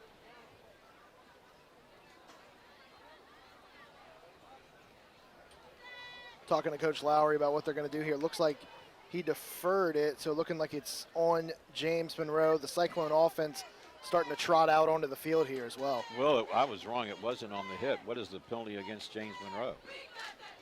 Here it is, holding. And that one hurts. Yeah, setting up the Cyclones offense here right inside the red zone. 7 minutes here in the second quarter. You went for it on 4th and 6. Not only did you not get it, but you were called for a holding. Of course, you declined the penalty and take the ball. So here's Eastern View taking over at the James Monroe 19. 37-0. You can see it there. Not a mistake. That's what it truly is. And there's 7:25 to play here in the second quarter. All right, now operating from the JM 19 is Eastern View. AP Hall, the quarterback. Man in motion, Jaden Williams. Getting the handoff, or actually running it rather, is AP Hall. And he'll pick up a couple tough yards there, making the tackle for James Monroe. River Lingo, the linebacker. Yeah, you've seen that snap come in high a couple times for Hall there. I think that was actually a play that was supposed to go to Jaden Williams, but kind of grabbing that snap a little late there for Hall, he was able to make something manageable of it and pick up a couple yards to bring up second down for the Cyclones. And AP Hall looks to the sideline, and now he knows exactly what he's going to do on second down and about 9. There's a snap. Here comes the pressure. Hall runs away from it, throws downfield, headed to the end zone. This one not caught, and it would have been out of bounds anyway, intended there for Will Butler. Well, this broadcast brought to you in part by K&M Lawn, Garden, and Arborist Supplies, now located directly across Highway 29 from Eastern View High School. K&M, from grass to trees, they aim to please. 825-8371. 6:33 to play, second quarter action. And it looks like 3rd down and 9 for the Cyclones. And it's at the James Monroe 19. Go ahead, Chris. Sorry, one of the first times we've seen Hull under pressure there, able to float one up out of bounds to give Will Butler a chance there, but just out of bounds for the Cyclones. All right, here they go. Straight ahead, the ball carrier, Eddie Holmes, dragging the tackler. He got inside the 15 to the 14, and it's going to bring up 4th down. They've got to get to the, looks like the 10-yard line for a first down, which that makes sense. Let's see where it is. Line of scrimmage had been the 19.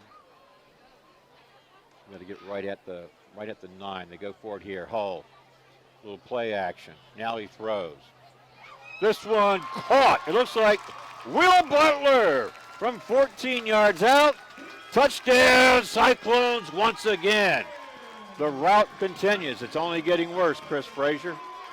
And the student section seems to have run out of confetti here already in the second quarter, but let's look at that one on instant replay because AP Hull does his best Patrick Mahomes scramble here and directs Will Butler actually with a little hand motion, sends him deep into the center of the end zone there, flips up the ball for Will Butler's second touchdown snag of the contest tonight, sitting at 43-0 pending the extra point.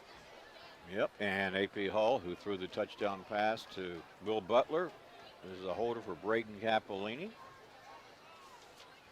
Low snap, gets it down. Capolini's kick up and good. 44-0.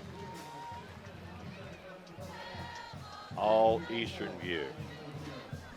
6:02 to play here in this second quarter. Well, you know, nominations are now being accepted for the local area sports Hall of Fame. Nominate anyone that you feel is deserving of respectful local sports recognition at localsportshistory.com/HOF. And of course, we mentioned that we are live, and our live sponsor is Able Heating and Air, answering any and all questions you may have about your HVAC system. There's peace of mind knowing they are able to keep your home comfortable. Able Heating and Air at 718-7556. Well, Chris Frazier, what is it that we haven't mentioned and talked about in terms of this Eastern View juggernaut tonight?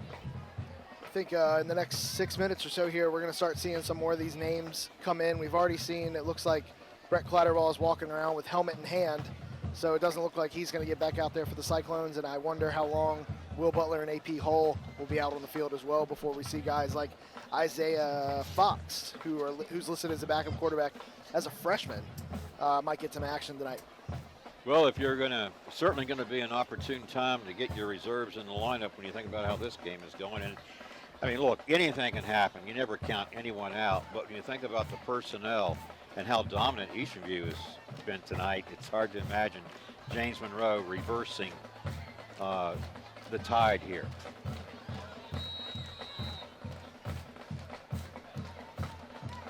Greg Capolini done his share of kicking off tonight. Going to kick off once more after that touchdown pass from A.P. Hall to Will Butler. 44-0. Cyclones. Here's Capolini's kick. This one is going to be fielded inside the 10-yard line. And on the return across the 20, that's about it, is the return man. Eastern View says they came up with the football. The officials don't agree, and James Monroe back on offense, looking for a little life here in the second quarter. Quite a few Cyclones there on the tackle. Looked like number 22, Desmond Robinson out there, as well as number 4, Datrez Gahagan, just cycling some guys through there for the Cyclone special teams, but get to see this defense in action again. Looking like a few new numbers out there as well for the Cyclones. Try to pick them up as we can. I like your play on words, Chris, with cycling the Cyclones. You're getting some guys in there early on that with some playing time. We'll try to pick them up as we can for you. As Michael Edwards and company, again, look for a little running room and breathing room. They simply can't find any, as Moses Evans is stuffed immediately. And several Eastern View players in the tackle, including number 78, Abed Samet. Yeah, Carlos Diaz out there as well, Samet Abed. Just a bunch of new Cyclones out there on the defense, and see Elijah Smoot out there at that linebacker spot, letting a few of these reserve players jump in on defense and make some plays. Did you mention 77 Eric Smith? And you've got 78 Samet Abed. Number 30 in there is Chase Hutchison. Number 17, of course, is not Larry, but Eddie Holmes. You remember Larry, don't you? I do. Okay. Probably no relation. All right, here's Edwards. He's going to heave it. This one's going to be caught by Kamari Lawton. Eastern View territory near the 40-yard line. And for the second time tonight, we've been able to see Michael Edwards float one up to Kamari Lawton there on the sideline, and for him to be able to come down for it with it on a big first down pickup. To the tune of about 37 yards to be exact. And the ball now at the Eastern View 42. Second really good offensive play by James Monroe tonight, and this one advances the ball as well. They stick with the run, basic just up the middle, straight ahead. The ball carrier went from the 42 down to about the 37, pick up a 5, brings up 2nd and 5. Looks like we're going to have a timeout taken by Eastern View. And with that, we'll say that our timeout sponsor is UVA Community Credit Union, strengthening the financial wellness of our members and the Culpeper community. Visit them at uvacreditunion.org. So you're talking about opportunities for these reserve players to get in there. Number 54 is Jaden Lewis, but he's listed as a right tackle and starter. Right guard tonight, starter Jaquan White. Left guard Antonio Heredia. Center Grayson Yates. Left tackle Brandon Weaver. And left guard also getting some playing time tonight will be Dylan C. But we're looking at the Eastern View defensive lineup, and we'll check these reserve players for you as we can. A timeout there for the Cyclones just to kind of calm the defense down after a big play. Say, hey, we still have it here. We're second down and still able to run our base defense and make good things happen no matter who's in the game. 2nd and 5 for Michael Edwards and the Yellow Jackets here. Here's the snap. Edwards rolls to his right. Here comes the pressure. Throws on the run, incomplete. Good coverage downfield by the Cyclones. And no opportunity there for Edwards to locate an open receiver. Yeah, you had Elijah Smoot in coverage there. Great coverage, just an overthrow there by Edwards as well, but had to get it out because Smoot was blanketed on that coverage there, bringing up third and manageable here for JM.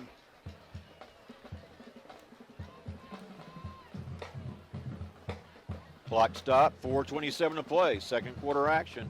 Cyclone Stadium's the place, and it's a Eastern View homecoming tonight. And it's been all Cyclones on the football field. Here's Edwards handing off Evans over the left side, and Evans powers his way down close to the 30-yard line. Looks like it'll be right at the first down marker. It is. There's a rare first down for James Monroe, Chris. James Monroe able to pick one, I think their first one up on the ground this evening. As we start to see some of the homecoming parents come down, we see some the ROTC and the band kind of move into position here as we get closer to halftime on this Eastern View homecoming night. Yep, clock running. You see it there. 44-0. First and 10. Ball on the ground, and Edwards will have to pounce on it. So after that first down, they start moving in the opposite direction, in reverse. And a rolled snap there. Edwards able to jump back on it instead of picking it up and having the possibility of fumbling, because had a couple Cyclones there ready to jump on it if he tried to take off and run with it. But this is something we've talked about. The JM offense getting behind the sticks has not worked out well for them. Cyclones defense managed to grab a couple turnovers. And Edwards, as you pointed out, did the right thing by pouncing on the ball. That's what you're taught to do, and he did. Second and 15. All right. Here comes the pressure. Edwards releases it. He's got a receiver out there caught near the 20-yard line.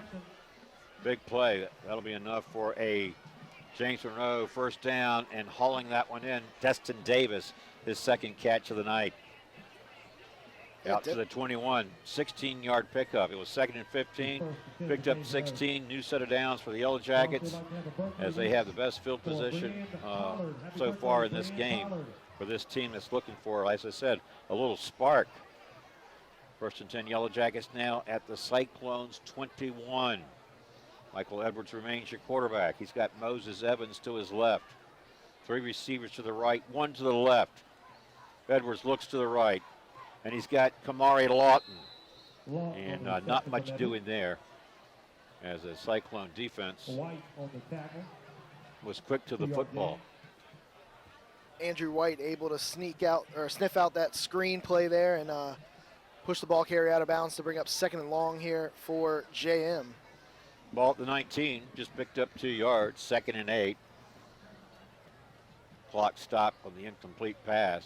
We'll be in, when we get into this third quarter later on, we'll have a continuously running clock unless James Monroe does something to change that. This one deflected and then caught for the touchdown is Destin Davis. Stayed right with it. Looks like the Cyclones had a chance for it, deflected it to break it up, only for that ball to land into the waiting arms of Destin Davis. Touchdown, James Monroe. They're finally on the scoreboard, and it comes with 2:34 to play in the second quarter. Yeah, the domino finally falls for JM there. Like you said, a tip ball on the defense, and Davis was able to be in the right place at the right time and snag that touchdown for JM. Well, the James Monroe has certainly avoided a shutout here tonight,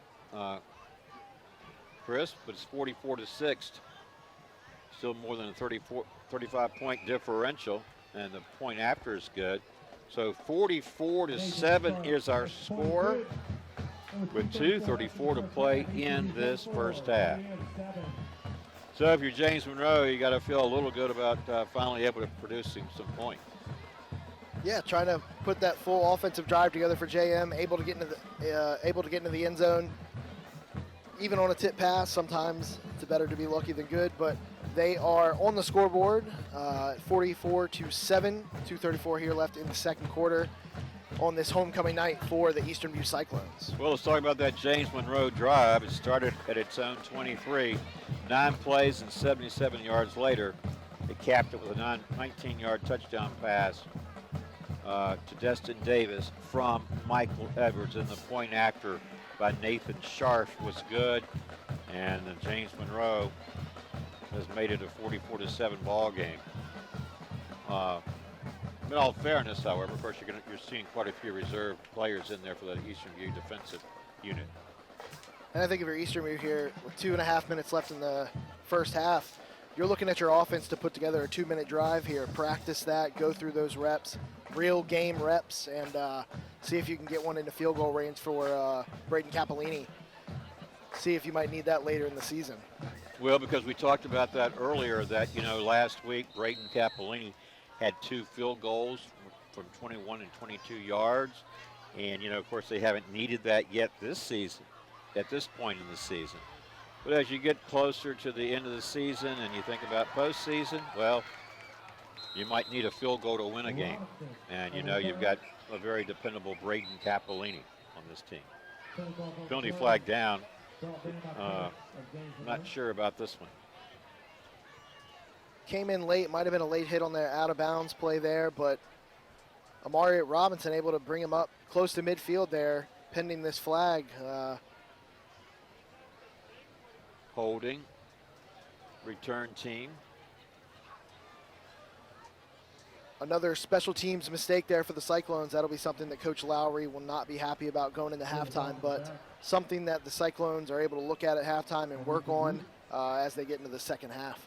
Yeah, we're still seeing a lot of penalties on returns, kickoff returns, punt returns, and it's a mistake frequently made. All right, they'll push it back to the Eastern View 35, where, as Chris pointed out, the 2-minute drill perhaps for A.P. Hall and his offensive teammates. Here's a little play action. He throws out there. He's got an open Keegan Brown. And Brown picked up good yardage. Got across the 45 out to about the 48. Looks like that's where they're going to spot it. Maybe actually the 49. Pick up a 14 yards. And a Cyclone first down. Yeah, nice play there by Keegan Brown, able to get on the stat sheet for his second catch of the year. Use him in that little tight end rollout for A.P. Hall to hit him right there and pick up the first down. All right, Eastern View goes with 2 receivers to the left, 1 to the right. They go to the ground. Misses Jaheim. No, this is actually Jaden Williams, rather, and Williams picks up positive yardage. Out of bounds inside that James Monroe 40-yard line. They'll mark it at the 37. 12 yards and another first down for Eastern View. Back-to-back first down plays. First one by Keegan Brown, now the second one by Jaden Williams. So Eastern View, good field position, plenty of time here remaining in the second quarter. Official says, I thought that meant start the clock, and it does.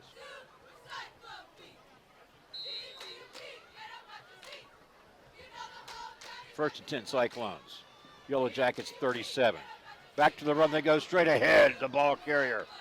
And that is Jaden Williams. It is. Jaden Williams straight ahead. And another first down. So 3 plays, 3 first downs in this drive. Yeah, we've seen Jaden Williams on the last 2 run plays there here in this closing minutes of the first half. Not even get touched for the first almost 10 yards of both of his runs. First and 10 Cyclones now from the Yellow Jacket 27. Hull, hands off. Williams again. He's got a lane. Burst through it, headed to the end zone from 27 yards out. Touchdown Cyclones. They answered JM's score in rather prompt fashion, didn't they? Absolutely, and the student section has found more confetti, and we have fireworks again here at Cyclone Stadium. Let's take a look at that instant replay of Jaden Williams' touchdown. A.P. Hall hands it off. Jaden Williams untouched down the sideline and into the end zone for the Cyclones touchdown to bring us to 50-7. And how do you go untouched when you run for 27 yards? Well, you had a pretty good running lane to go through the offensive line to open it up for him. Great blocking downfield, great blocking up front by the offensive line, offensively putting it all together for the Cyclones here. Braden Capolini yet on again for another point after try, and he's good. 51-7. favor the Cyclones. 1:10 to play. Second quarter action. And now you're getting a look at the Eastern View cheerleaders there. They've had a lot to cheer about, haven't they? They have. Can't complain on a homecoming night here, like we've said. And the Cyclones cheerleaders are up for it at 51-7 here in the first half of the Cyclones. Well, Chris, let's look around either the league, talk about who's playing, or what about on the college scene? I think you even mentioned a couple of games in action. Are they tonight that you were talking about? Yeah, 2 Friday night games tonight. Kansas State playing at Oklahoma State, who holds a 10-0 lead early in the second quarter. And then you have Illinois hosting Nebraska. Illinois right now on the Nebraska 1-yard line early in the first quarter. Nebraska recently taken it on the chin courtesy of the Michigan Wolverines, hadn't they? They did a 45-7 win for Michigan against Nebraska there. And they played it in Ann Arbor, didn't they? I think so. Yeah. Well, so what do you think about this game? Do you think Eastern View can win this one? I think we got a good shot. I think you got a pretty good shot, huh? At 51-7, late in the second quarter. Of course, we anticipate having a continuously running clock in the second half. It's going to make for a shorter game. But the way Eastern View has played, they've earned that one. They've earned that luxury, haven't they? Absolutely. Cyclones come into the game unbeaten, 5-0 overall, 3-0 in the district. On the schedule, they'll have some tough challenges coming up later. This one's going to be returned from inside the 10-yard line. And it looks like Moses Evans, the return man, out across the 25. Well, you look at their schedule and you know that King George is going to be the litmus test. Although I think Cortland can make things interesting as well. Yeah, beyond that, I'm just not so sure anyone can really seriously challenge Eastern View in the Battlefield District. Yeah, those 3 teams playing each other late in the season there really mix things up before we get to that true regional play in the playoffs. But definitely something that's going to be a huge test for both teams, the way that they've been playing this season. Penalty flag on the field. Getting ready to assess this one. Well, we hope that, and this is a holding against James Monroe, we hope that you've enjoyed the broadcast so far. You know, it's homecoming, and so there'll be the homecoming festivities. We mentioned fireworks. We're going to be set off every time there's a score, and we knew that would mean a lot of loud action because Eastern View knows how to light it up. They have all throughout this first quarter as we inch closer to halftime here at Cyclone Stadium as the Cyclones defense faces a second down. Here's Edwards. He throws short to his receiver there. That's Destin Davis.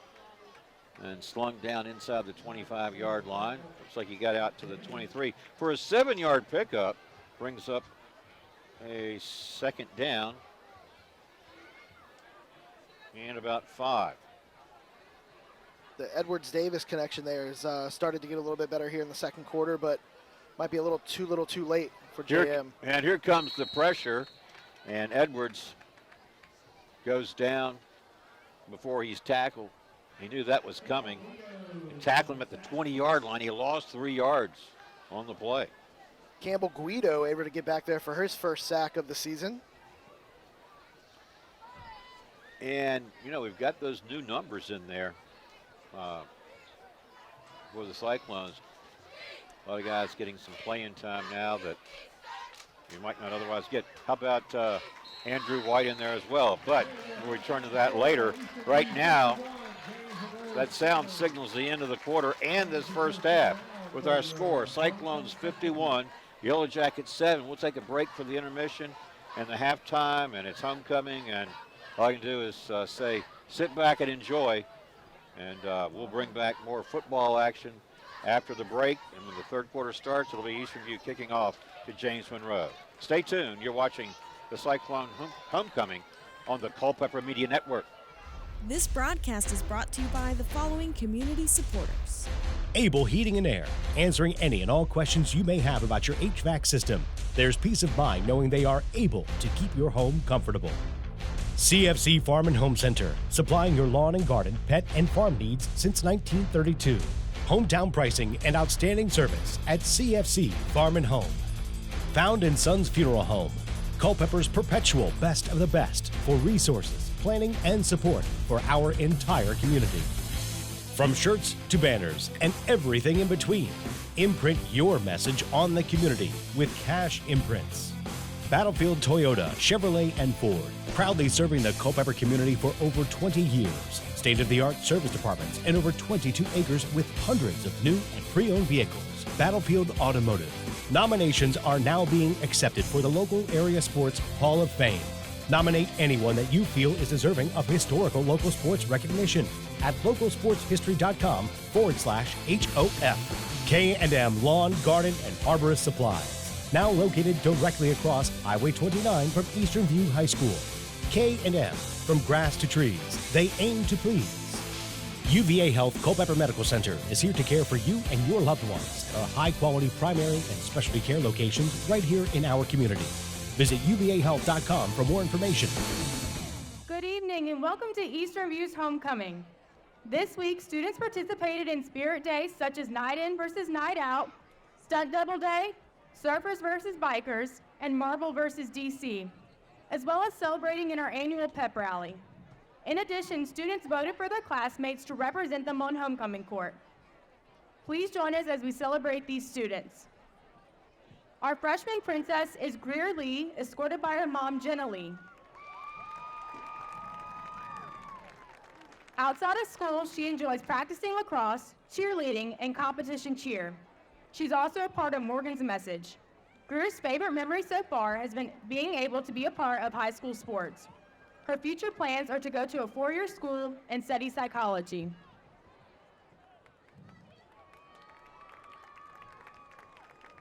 Our freshman prince is Brian Gonzalez, escorted by his mom, Maritza Diaz. Brian is a member of the football team and soccer team. Brian's favorite memory so far is being able to reunite with his friends on the first day of school. After high school, Brian hopes to play soccer professionally. Freshman homecoming princess and prince, Greer Lee and Brian Gonzalez.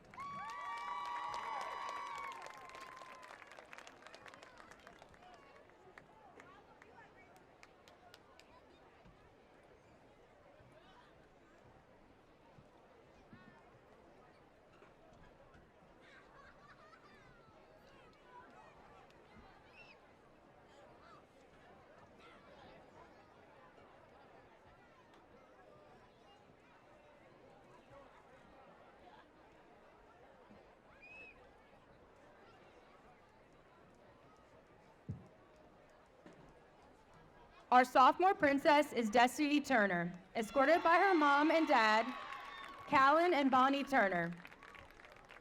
Destiny is a member of the volleyball team at Eastern View. Her favorite high school memory so far has been seeing her friends and her favorite teachers in between classes. Destiny's future plans are to attend college for military science and eventually become an aviation ordnanceman in the Navy.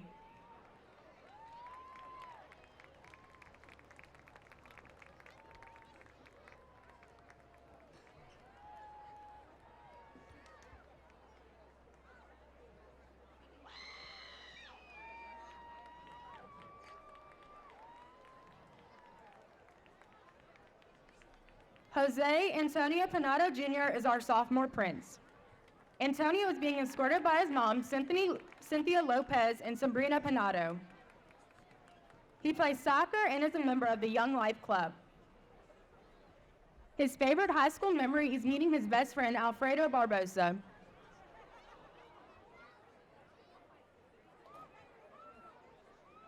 Antonio plans to go to college to study criminal justice.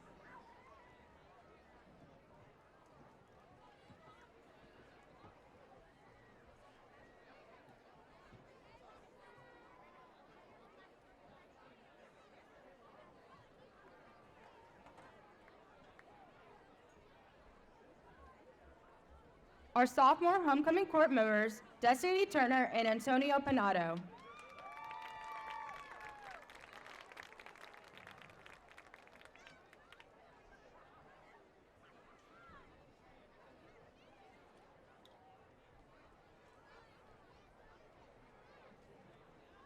Our junior princess is Amari Jackson, escorted by her parents.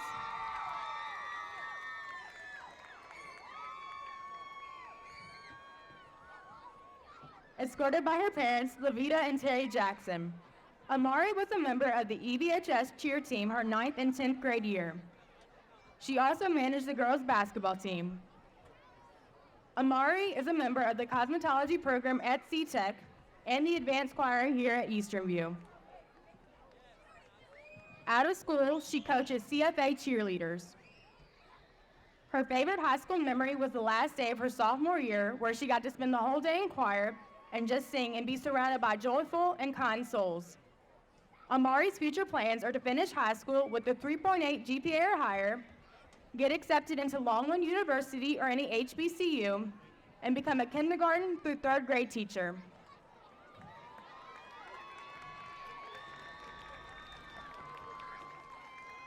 Andrew Kuby is our junior prince. He is being escorted by his mom and dad, Dana Morrison and Andrew Kuby Sr.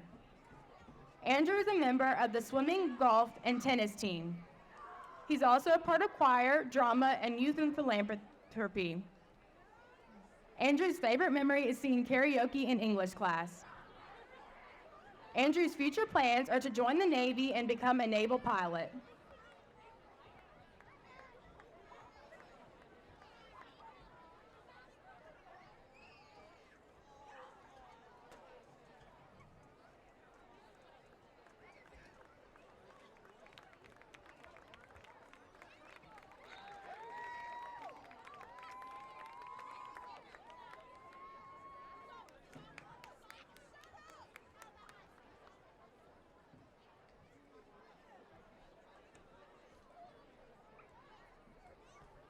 Our junior homecoming court members, Amari Jackson and Andrew Kuby.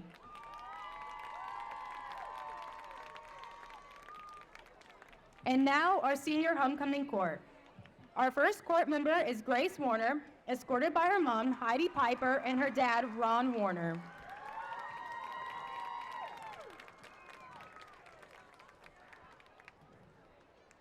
During her time at Eastern View, Grace has been a member of the cross-country team, winter track and field team, as well as marching band. When not in school, she also participates in the bell choir at church. Grace's favorite high school memories were the memories she made with her band family and her cross-country family. After high school, Grace plans to attend Longwood University while majoring in elementary education with a minor in business.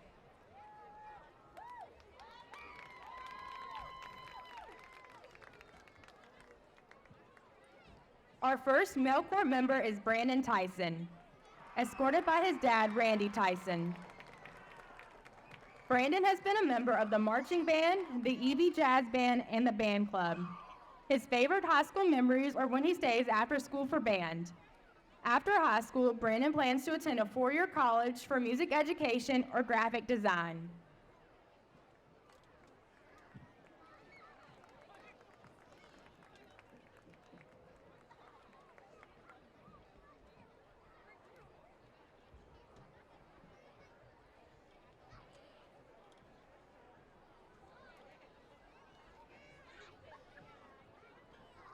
Our first senior homecoming couple, Grace Warner and Brandon Tyson.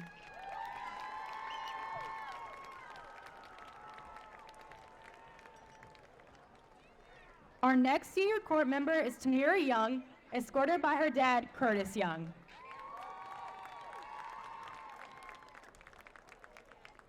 Tamira has been a member of the spring and winter track teams, soccer team, and the cross-country team for Eastern View. Outside of school, she enjoys reading. Tamira's favorite high school memory is being with her friends while playing sports. After high school, Tamira plans to attend a 4-year university and continue to play sports while studying to become a real estate agent.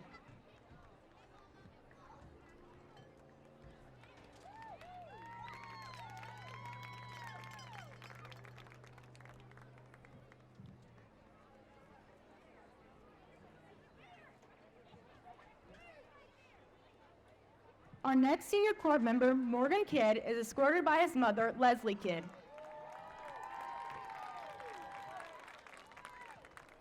Morgan is a part of the tennis team and is a member of the Spanish Honor Society. He says his favorite high school memory was winning prom prince and princess with his girlfriend.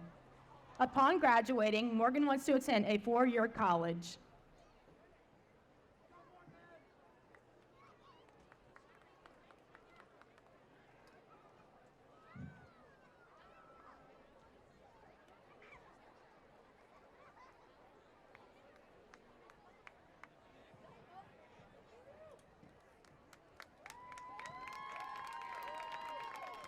Our second senior homecoming couple, Tamira Young and Morgan Kidd.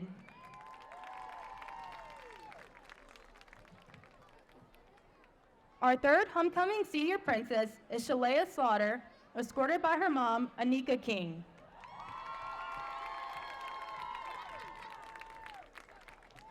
She is a libero for the volleyball team at Eastern View.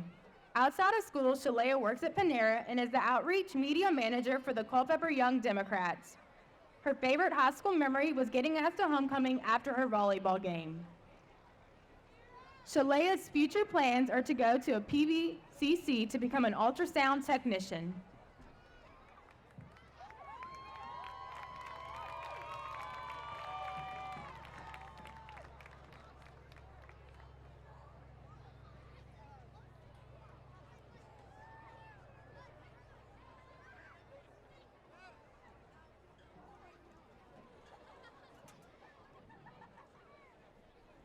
Isaiah Timbers is our next homecoming court member, escorted by his mom, Jennifer Timbers.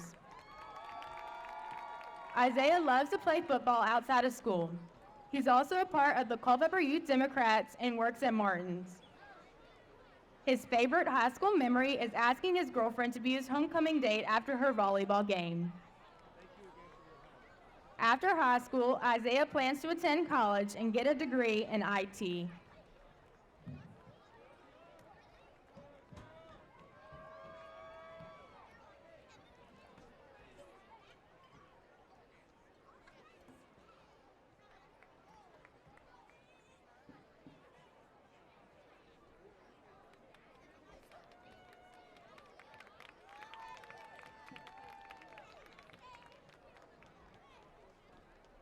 Our third senior homecoming couple, Shalea Slaughter and Isaiah Timbers.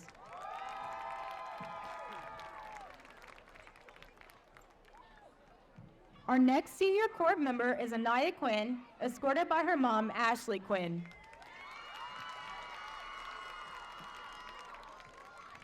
Anaya is a member of the competition and sideline cheer team. Outside of school, she is a pottery assistant at Wine and Design, apprentice at Sheer Artistry Salon, and a tumbling coach at CBA. She's also part of FCCLA and National Honor Society. Her favorite memory of high school is Friday Night Lights with her cheer team. After high school, Anaya plans to become a mindset coach, business owner, hair and makeup stylist, and influencer.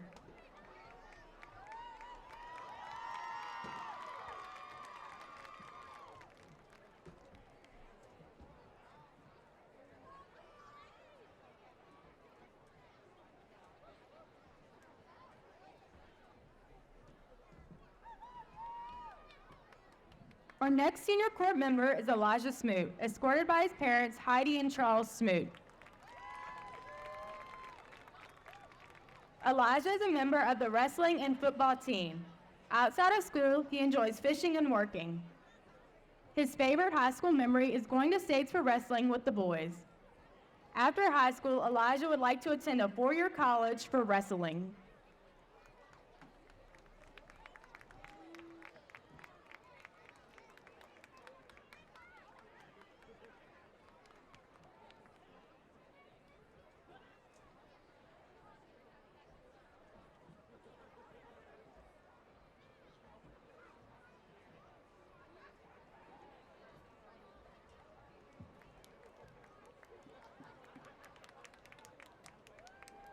Our fourth homecoming couple, Anaya Quinn and Elijah Smoot.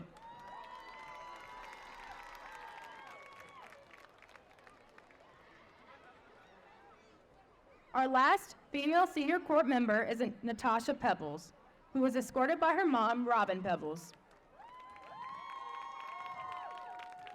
Natasha is a member of our field hockey team.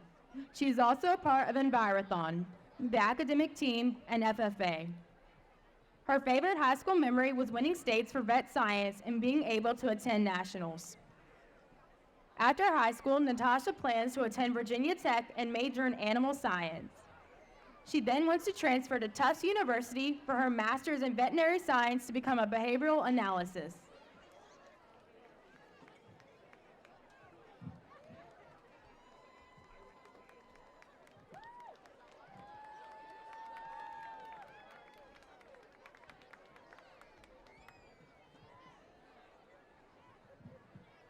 Our final senior court member is Zachary Falcione, escorted by his mom, Allison Falcione. Zachary has played recreational roller hockey as a goalie since elementary school. Outside of school, Zachary volunteers at the roller rink and works at Southern States Petroleum truck stops. He participates in Envirothon, 4-H Shooting Club, Technical Honor Society, and National Honor Society. His favorite memory from high school is sitting around the lunch table with his friends and having fun while playing cards. After high school, Zachary plans to become a mechanical engineer.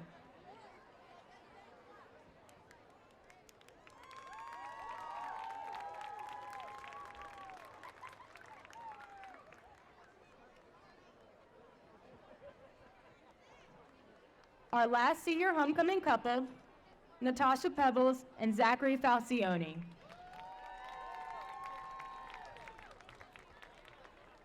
Please join us in congratulating our entire homecoming court. And now, for the crowning of our King and Queen by EVHS Principal Dr. Nate Bopp. Can I get a drum roll, please?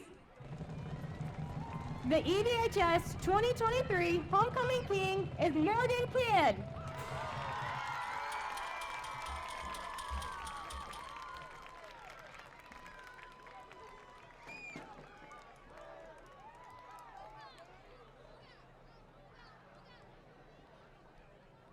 Can I get another drum roll? And now, for our homecoming queen, Tamira Young.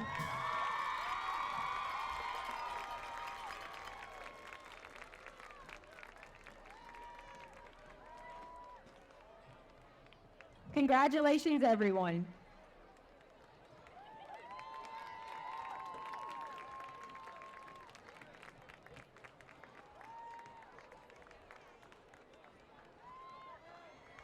This broadcast is brought to you by the following community supporters. Able Heating and Air, answering any and all questions you may have about your HVAC system. There's peace of mind knowing they are able to keep your home comfortable. CFC Farm and Home Center, supplying your lawn and garden, pet, and farm needs since 1932. Hometown pricing and outstanding service at CFC Farm and Home. Found in Sons Funeral Home, Culpeper's perpetual best of the best for resources, planning, and support for our entire community. From shirts to banners and everything in between, imprint your message on the community with Cash Imprints.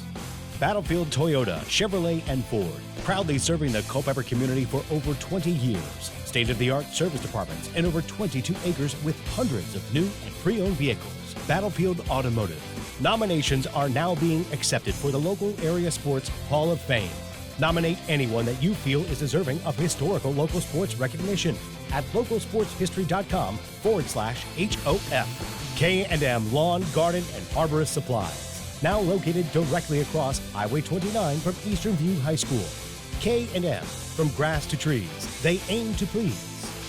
UVA Health Culpeper Medical Center is here to care for you and your loved ones. Our high-quality primary and specialty care locations right here in our community. Visit uvahealth.com for more information. Okay, welcome back to our broadcast. Halftime here at Cyclone Stadium. Mark O'Connell, Chris Frazier, Johnny Krawchuk with you tonight. Chris, what do you think of the homecoming activities? Great halftime show.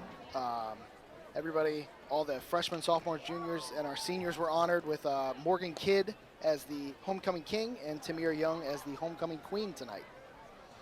And do we have some scores we can pass along? We were getting some feedback from some of our friends across the way there. The last score I had for the King George Culpeper game, King George up 41-0. Cortland up 28-0 over Spotsylvania. Those are courtesy of our friend Dave Richardson. Louisa was up 21-0 over Orange in the second quarter. I think those are the games really of local interest. And we're getting ready to start this third quarter. The good news for James Monroe is that they're going to be receiving the football, but receiving the football in the first half really, for them, only meant one score, in contrast to Eastern View's just explosion on offense. And so how did it all go down to make it 51-7? Well, Shaheem Fry had 3 touchdown runs. Will Butler had 2 touchdown catches. Brett Clatterball had a touchdown catch. Jaden Williams had a touchdown run. And the team also recorded its first safety of the season. And Braden Capolini was perfect with the point afters. And not only that, James Monroe only scored once and were turned back earlier on a drive that was stalled by an interception by Will Butler. So it's been all Eastern View here in this one, 51-7. And of course, with this differential, anything over 35 points, in this case it's 44 right now, we will have a continuously running clock. So the second half should go very quickly, as it always does when that clock is constantly moving and rarely stops. This one kicked off by Capolini, gets by the return man. They'll watch it go into the end zone where it will be downed, and James Monroe will start at its own 20 here in the third quarter. So we've recapped the scoring for you. And one thing Eastern View didn't do in the first half was punt. And why would you? You scored, I think, at every possession, didn't they? They did. They scored in every possession. I think they only faced fourth down once, and that was when we had our double offsides there early in the first quarter. And if you're James Monroe here, really just probably talking about it at halftime, stringing together a couple plays, a methodical drive just to get on the scoreboard, something that'll work for your offense. Well, and they start from the 20. They go back with their quarterback here, Edwards. They hand off Moses Evans. Left side, breaks the tackle, had some running room, lowered his shoulder, got across the 30 for a nice first down pickup. That'll move the sticks. So let's check some of these Eastern View players. You know they're going to have a lot of reserves in now, Chris, here in this second half. Yeah, we see 54, Jaden Lewis, as well as number 13, Camden Roy. Edwards remains a quarterback. Quick toss near side to Kamari Lawton. And then tap incomplete. Okay. Defending on the play for Eastern View, Camden Roy. You mentioned him. He's a junior. But you'll hear a lot of names now that you wouldn't ordinarily hear in a tight ball game, because Eastern View's had the luxury of playing their reserves up by such a chunk, 51-7. Second down here. Moses Evans, the ball carrier. Not much doing this time. They'll hold him to a pickup of 2. And as we see these numbers and names cycle in for the Cyclones here, the JM offense still sticking to the run game, still sticking to the short passes to the outside. Obviously, even though we have more and more people in for the Cyclones, the JM offense still respects, what they can do and the pressure they can get on the quarterback. All right, 3rd and 9. Yellow Jackets at their own 33. Opening minutes here of this third quarter. First half belonged to Eastern View by a lot. And on the out pattern, Edwards connects with receiver Kamari Lawton, but they rule it out of bounds. Incomplete. Okay. I thought he had him. Lawton had a chance to call that one in. Instead, it's going to bring up 4th and 9. Yeah, it looked like a good catch there on the sideline, but must have been out of bounds for Kamari Lawton there on 3rd down. And now 4th down from the 33. they don't show any sign that they're going to be punting this ball away. Would you here? I mean, I don't know. No, I would say try to get a spark any way you can. Make something work offensively. Edwards, here comes the pressure. Watch out. He got away from the first tackler, number 44, Campbell Guido. And able to keep it, but I think he's going to be a little short of a first down. Let's check the spot. Looks like he's going to be a few yards short there, but an impressive run by Michael Edwards. And as we see it be a turnover for the Cyclones, but an impressive run there by Edwards to avoid a disastrous sack to put the Cyclones offense even closer to the red zone here in the third quarter. Turned over to the Cyclones. This broadcast brought to you in part by Found & Sons Funeral Home, Culpeper's perpetual best of the best.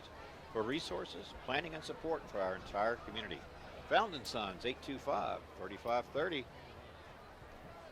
Eastern View on offense. Let's check for some of these backup players, Chris. Looks like we're going to see Isaiah Fox in at quarterback.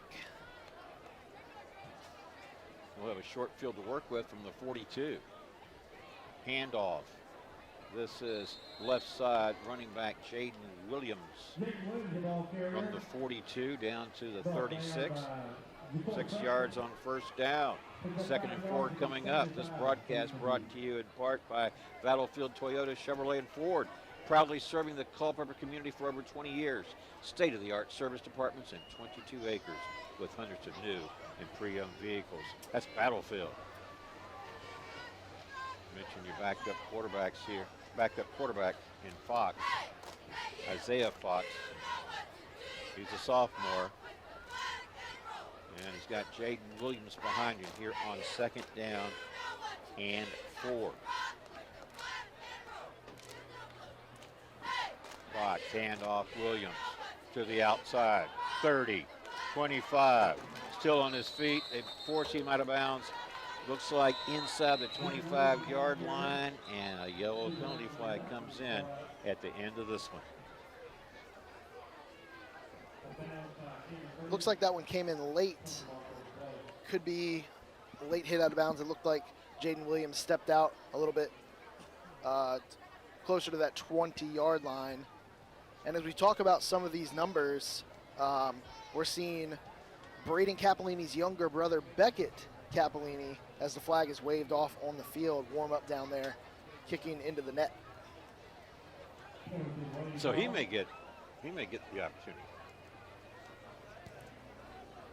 Yeah, it looks like he's warming up down there, as well as some of these other Cyclones stretching out on the sideline. And you know, we got to keep track of that scoreboard clock because it's just moving. I thought we were a minute or two into the third. It's already 7:25 counting here with this continuously moving clock. It goes quickly. Here's Fox, the quarterback. Williams behind him. Williams, the ball carrier, goes to the outside. Now makes a cut. Gets tackled near the 15-yard line. This broadcast brought to you in part by Cash Imprints, from shirts to banners and everything in between. Imprint your message on the community with Cash Imprints. 317-1473. And UVA Health Culpeper Medical Center is here to care for you and your loved ones at our quality primary and specialty care locations right here in our community. Learn more at uvahealth.com. Clock running, 6:40. This is going to get away from us. And Eastern View looking at a 2nd and 5 here from the 16. Isaiah Fox is your quarterback. Jaden Williams, the ball carrier, gets the call again. Made one man miss, made a cut.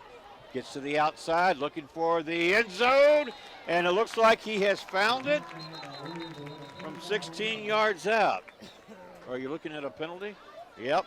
Would you believe it's from Yellow Laundry on the field once more. Let's see if Jaden Williams' second touchdown run holds or if they'll bring it back. Cyclone offense walking back here early on 2nd down, but a great cut there by Jaden Williams to reverse field and get into the corner of that end zone. So they'll bring it back. They're going to mark it off and spot it here at, it's like the 11. Still showing a second down and 4. Going to the top of your screen, receiver is Camden Roy. Bottom of your screen, Elijah Smoot there in the slot. And then wide left, Braden Hubert. Williams, ball carrier, straight ahead he goes. And they wrap him up shy of the 10-yard line.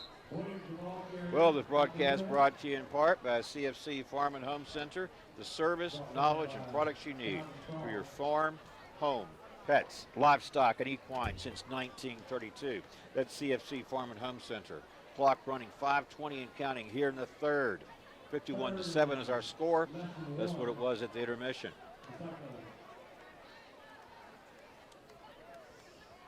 And we're seeing here the Cyclone offense really slow things down. Isaiah Fox looking over the sideline for Coach Lowry to give him that hand signal that the time is coming down and he can snap the ball and run a play. Yep, using the clock wisely. Isaiah Fox, high snap. Gets beyond him. He's able to pounce on it. This is going to be a loss, and I believe he's going to bring up 4th down, isn't it? After all that, will they bring in the younger Capolini? Let's check for the numbers, and we'll find out. Looks like we're going to see Braden Capolini attempt a field goal here. Okay.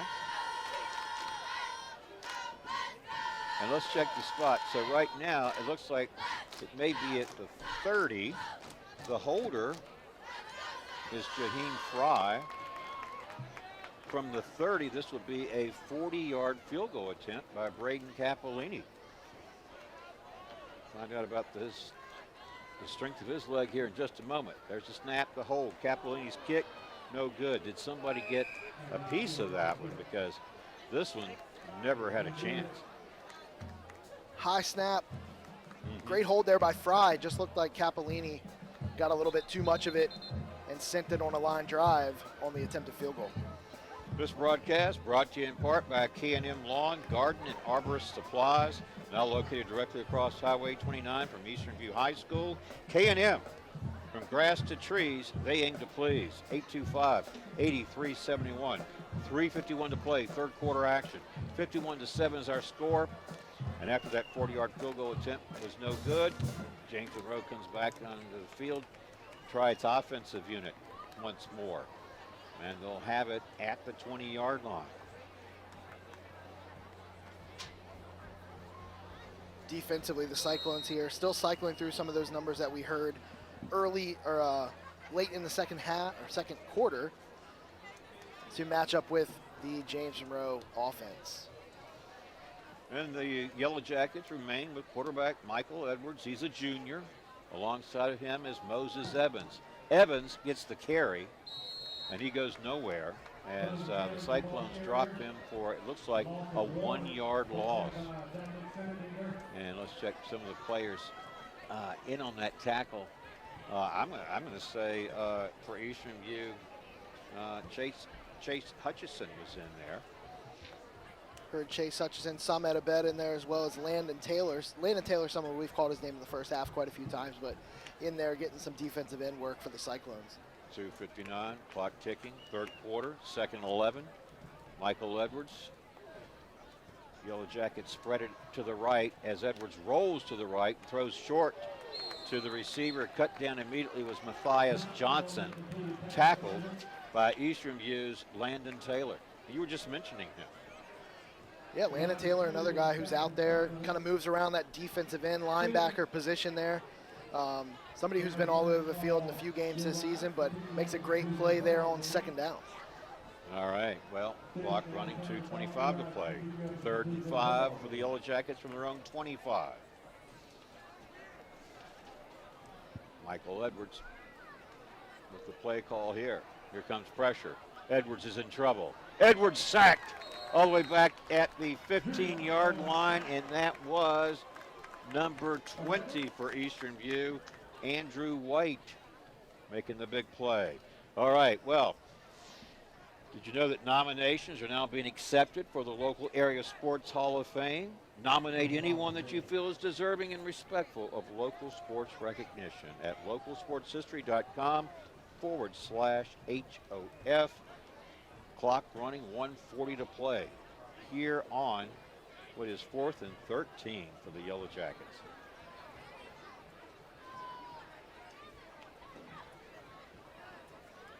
Here's the snap. All right, here's Edwards. Here comes the pressure again. Going to throw it near side, incomplete. He was throwing to the outside, and the receiver had just made a cut to go to the inside. That was Destin Davis. And now on that play, Yellow Jackets will turn it over on downs, and the Cyclones will be starting here, I believe, right at the James Monroe 25-yard. No, make that the 17-yard line. Edwards just had to get rid of it a little early there, pressured by Landon Taylor as well as C.J. Young, someone whose name we have not called tonight. But Cyclones got pressure there on 4th down to cause a turnover, and now we see the Cyclones offense one more time. On the JM 17. And this clock down to almost just a minute to play. Really went quick in this third quarter. JM late substitution there. Big number 53. That was Elijah Bumbry. Isaiah Fox, the quarterback, high snap, gets it down. Jaden Williams, right side, ball carrier, breaks a tackle, headed to the end zone. And he's in from 17 yards out, and this time, I don't see a penalty flag down, Chris.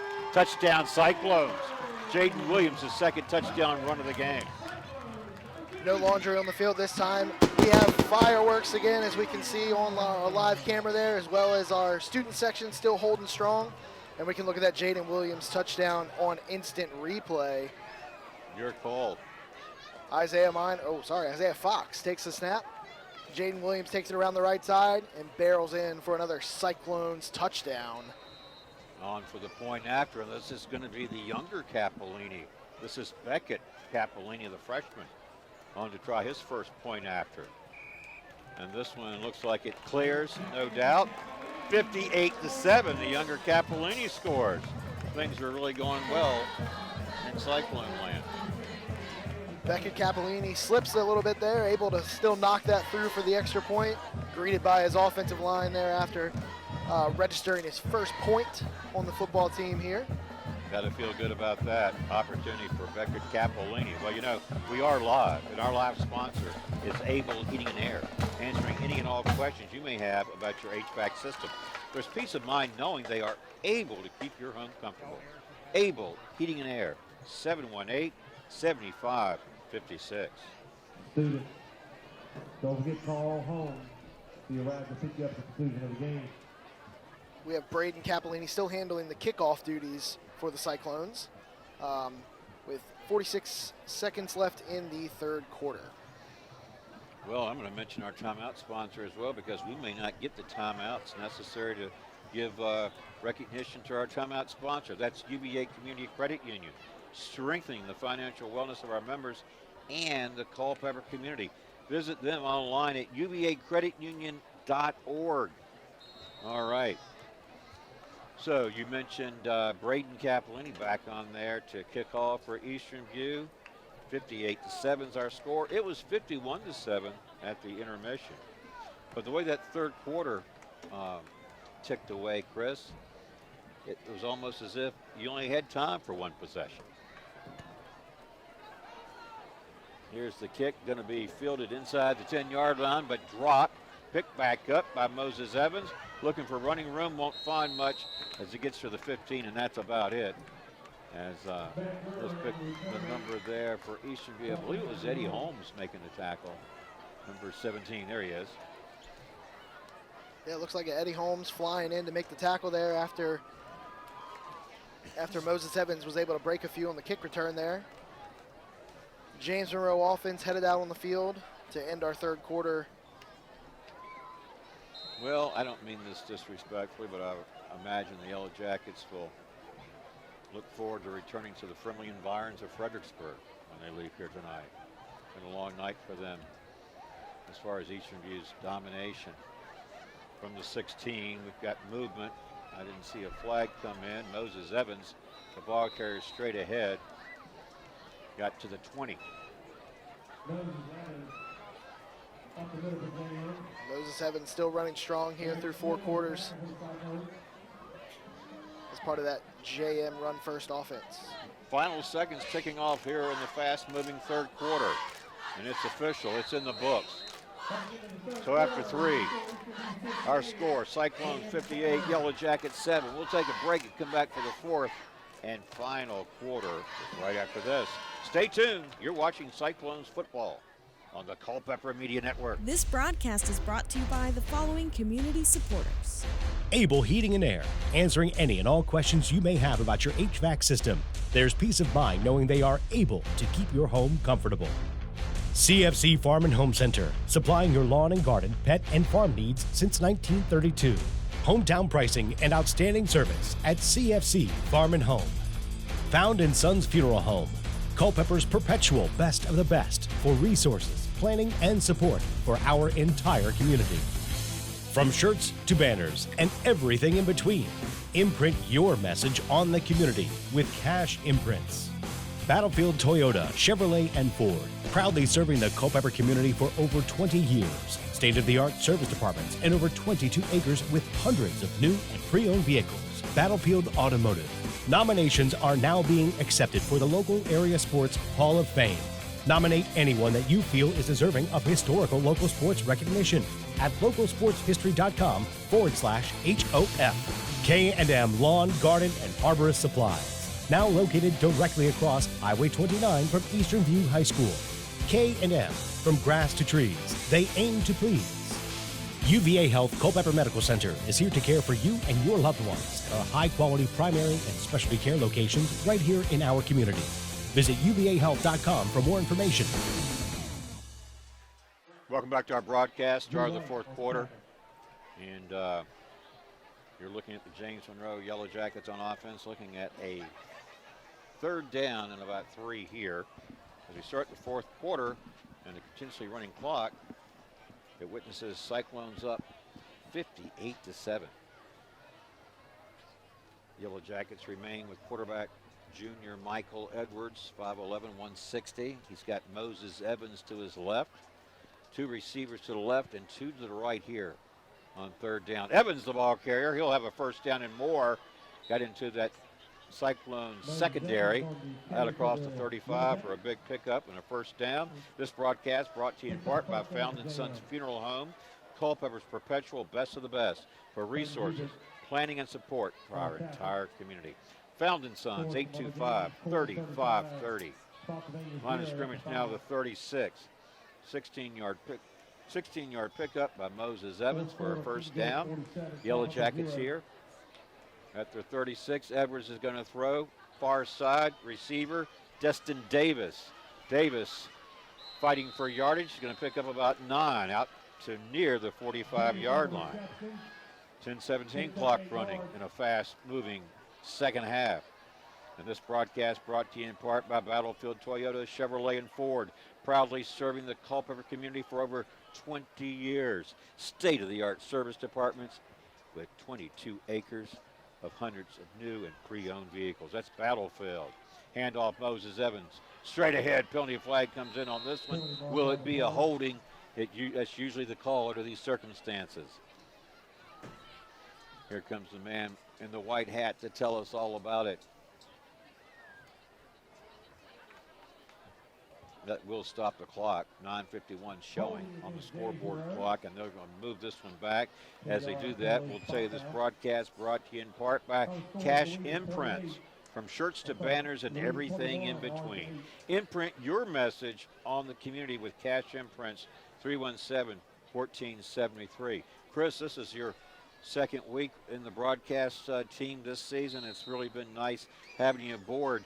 I think Steve Peacock returns next week, if I'm not mistaken. I think he does, and he gets a couple good ones coming up here between Culpeper and Eastern View schedules. Edwards airing it out. Had a receiver out there unable to connect with him. Incomplete pass, but you've done a great job, and it's going to be nice when you can return to us when you can, but you always fill in so admirably. And Steve will come back, and he's going to team up with me and call next week's game. We plan by our schedule, October 13th is next Friday. We will be at Chancellor for the Chancellor versus Culpeper game. Then the following week, that's going to be showdown time at Eastern View High School when the Cyclones take on the Foxes of King George. That's going to be the game of the season to date. Won't be any bigger than that one in this regular season. Here's Edwards. He's in trouble. Reverses direction, dumps it off to Moses Evans as the penalty flag once again comes in, and I think you're indicating this is likely going to be another holding call against James Monroe. As they sort this one out, we'll say this broadcast brought to you in part by UVA Health Culpeper Medical Center. Here to care for you and your loved ones at our quality primary and specialty care locations right here in our community. Learn more at uvahealth.com.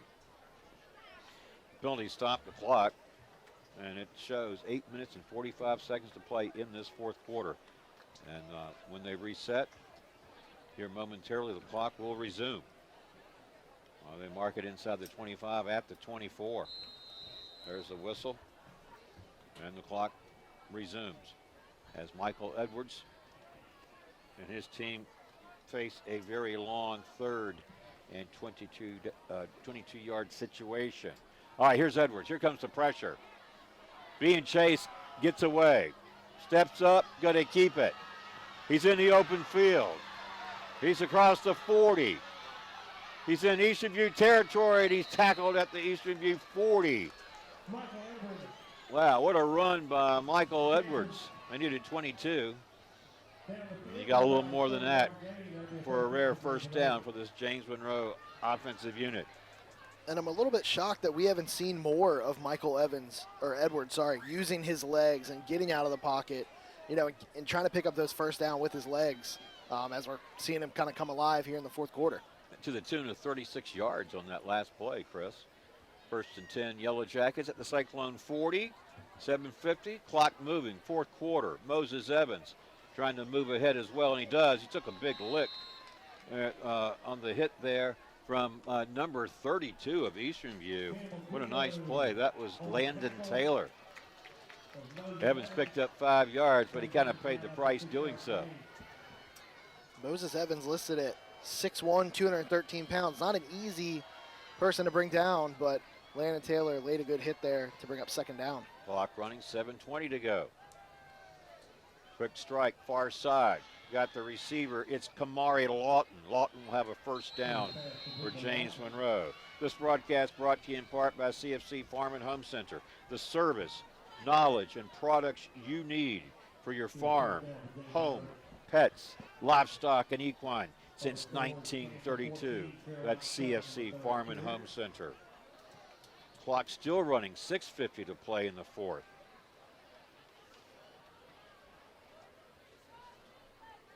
It really does go quickly under these circumstances. Here's Michael Edwards, the quarterback in the gun, and he's had Moses Evans alongside him all night. Edwards slips and falls. This one picked off by Eastern Views. Let's pick up the number there. It's number 30, Chase Hutchison. Not going anywhere because his knee hit the ground when he picked it off, and that's where the ball is dead. So another interception. That's 2 interceptions by the Cyclones tonight, right? First one by Will Butler, and now the second one here in the fourth quarter by Chase Hutchison, the junior. Chase Hutchinson gets to come over and ring that bell for the Cyclones as they bring out their offense here late in the running clock, fourth quarter. 6:28 to go. They stopped it for the change of possession. Now they resume it. Eastern View has it at the 20. Backup quarterback Isaiah Fox is number 19, and he's only a freshman. Timeout taken. Well, our timeout sponsor is UVA Community Credit Union, strengthening the financial wellness of our members and the Culpeper community. Visit them online at uvacreditunion.org. Well, we mentioned that our live sponsor is Able Heating and Air, answering any and all questions you may have about your HVAC system. There's peace of mind knowing they are able to keep your home comfortable. Able Heating and Air, 718-75-56. All right, 6:14. Clock stopped with the timeout. How about some other players that perhaps we haven't mentioned here tonight?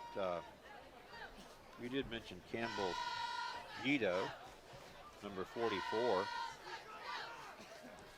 Let's see. Looks like Eddie Holmes.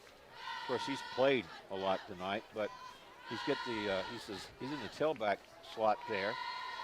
Takes the ball from Fox, near side. He's across the 30, stiff arms one tackler. That was Holmes with a big run. Out to the 39-yard line, a 19-yard pickup for Holmes and an Eastern View first down. One of the other names we've seen out there is Giovanni Ramirez out at wide receiver number 14. See him here coming to the near side, as well as number 44, Campbell Guido, who you mentioned. And a few other numbers cycling in there. Looks like number 18, Isaiah Minor. Really going deep in the lineup, the Cyclones. Ball carrier straight ahead, Holmes. Here's a penalty flag coming in with this one. So if you like fireworks, I think you may be seeing some after the game. If they have any left. Yeah, it makes you wonder about their supply. So they're going to set them off after every score, and it's 55-7, you know, or 50. You have 58-7.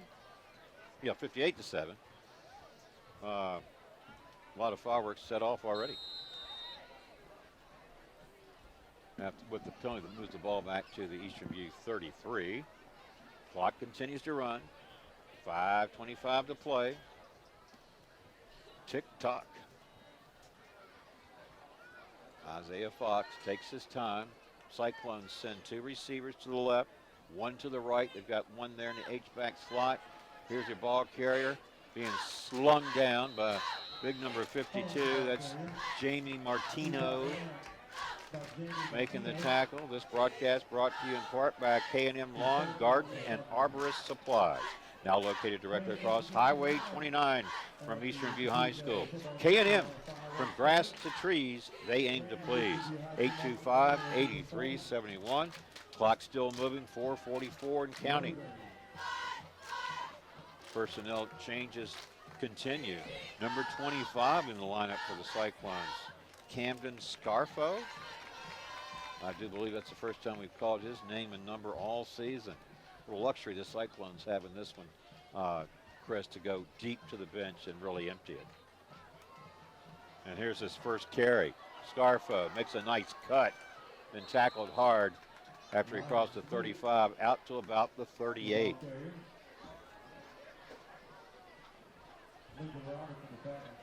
Seeing more Cyclones coming here again. Giovanni Ramirez coming in for the Cyclones, as well as number 27, saw him on the last lap, Marshall Perry Jones.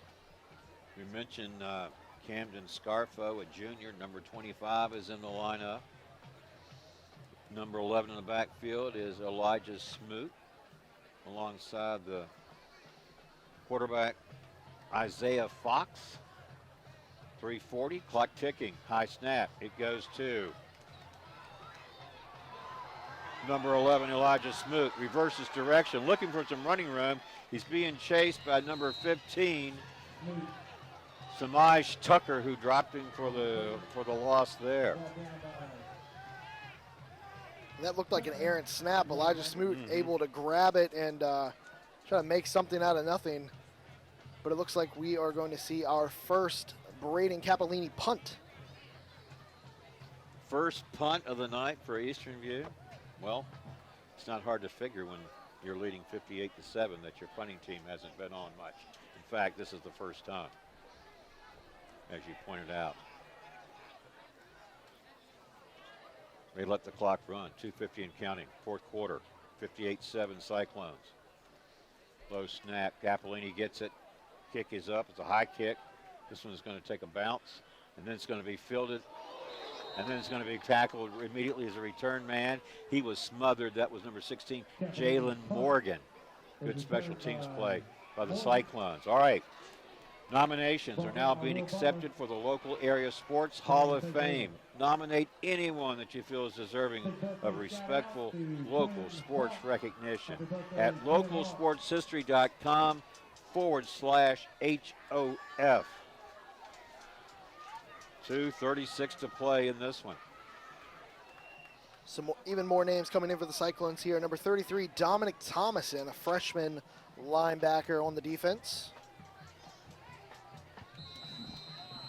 And you have mentioned number 13, Camden Roy, defensive back. Edwards throws, far side receiver, quick strike, Kamari Lawton. Then goes out of bounds after a gain of about 5. Clock stopped, 2:17 to play. You know, I mentioned that we are live, and our live sponsor is Able Heating and Air, answering any and all questions you may have about your HVAC system. There's peace of mind knowing they are able to keep your home comfortable. Able Heating and Air, 718-7556. Well, you're looking at the Eastern View squad there, and a lot of names and numbers we typically don't get a chance to call. Number 27 is Marshall Perry Jones. We'll pick up some others as we can. You mentioned, do you have a 33 on your roster for Eastern View? I do. Dominic Thomason, Okay. freshman linebacker, as well as number 26, Keyshawn Brock, listed as a freshman defensive back. Number out there for the 22 is in there, Chris. That's Desmond Robinson. 57, C.J. Young. 44, Campbell Guido. 18, Isaiah Minor. And really quality playing time here tonight for these reserves. James Monroe has it. That means Edwards at the inception, and Edwards goes down on the sack as number 32 for Eastern View again. That's Landon Taylor. How many times have we mentioned his name in the last 5 or 10 minutes? Absolutely. Landon Taylor all over the place, logs his second sack of the game, third of the season here late in the fourth quarter. And the clock just continues to run. We're under 2 minutes to play here in the fourth and final segment. 58-7 is our score. It's been all Cyclones. Here's Edwards setting up the screen. This one batted down by the Eastern View defender. Let's pick up that number. Edwards, pass. And it's number 58 for Eastern View. That is Ryan White, a junior. Batted that one down. And the Cyclone defense able to sniff out that screen. James Monroe's tried to run that a couple times, and Landon Taylor as well as Ryan White dropped back on that, and that's why he was able to knock that down. And it was covered across the board for the defensive line. Another fourth down for James Monroe, and they go for it, obviously. Here comes the pressure. Here's Edwards trying to get away from it. He splits 2 defenders, keeps it, picks up yardage in the secondary, and he's going to be, it looks like, about 2 yards shy of a first down. They went for it on 4th and, I believe it was 4th and 10, yeah. Didn't quite get it, I don't think, so they'll turn it over on downs back to the Cyclones with 55 seconds remaining here in this football game. Great shoestring tackle by Camden Roy to stop James Monroe from picking up that first down. No, we got a final score coming in here. Battlefield District play. Cortland 35, Spotsylvania nothing. Louisa over Orange 21-14 with 5:31 to play in the third. These are courtesy of our friends Eddie Daniel and Dave Richardson. King George, a big win over at Culpeper, 54-0.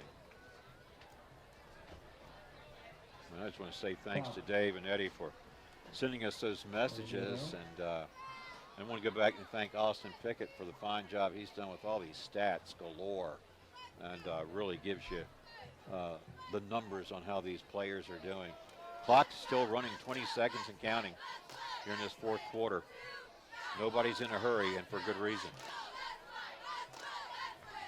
There may not be another play. They may let this one just run down. 5 seconds and counting. And we're done. End of the game. Cyclones 58, Yellow Jackets 7. And now we got fireworks. More fireworks. I'd like to thank James Monroe for a great game. I'd also like to thank all those that have traveled up from Fredericksburg. A great job. We talked to Coach Lowry before the game about putting together a complete offensive game, and the Cyclones were able to do that tonight in all 4 quarters, even running through some JV and reserve players to give the Cyclones a push moving forward towards the end of the season here. Johnny promised you the display of fireworks, and he's delivering right now. You can see them. And what a nice way to sort of cap this one. Cyclone homecoming. The kind of games in the past you used to schedule with deliberation and intentionality, thinking, well, we've got to win our homecoming game. It's really not that way anymore, although tonight it certainly worked that way. You look at the score and you look at how dominant Eastern View was. If there's one area, though, that you would say take away from, and Coach Lowry and the staff look at and say, you know what, as we get deeper into the season and the competition gets tougher with King George and Cortland still on the schedule, what area do they really want to maybe hone in on for more improvement? I think if anything on the offensive side of the ball, it's that offensive line. We talked to him before the game about shuffling some guys around. We saw a few high snaps while the first team offense was out there. AP Hall making good grabs, reaching up, able to grab those high snaps, but something to look forward to a little bit, and just having the Cyclones handle pressure. Is that going to be something that they're going to have to get used to as we move forward in this season? Well, Chris, thanks for filling in again for the, vacation. Wow, listen to those fireworks. Plenty of noise there to cap the game with, don't you think? A grand finale on homecoming night. Well, again, enjoyed calling the game with you tonight, Chris, and thanks for filling in. Well, for Chris and Johnny and Nicole back in the studio, I'm Mark O'Connell saying, once again, our final score from Cyclone Stadium, Cyclones 58, Yellow Jackets 7. Enjoy their weekend. Stay safe out there, everybody. And then next Friday, we'll plan on seeing you from, let's go back to that schedule. We're going to see you next week, October 13, from Chancellor High School when the Chargers play host to the Blue Devils. Until then, so long, everybody. This broadcast is brought to you by the following community supporters.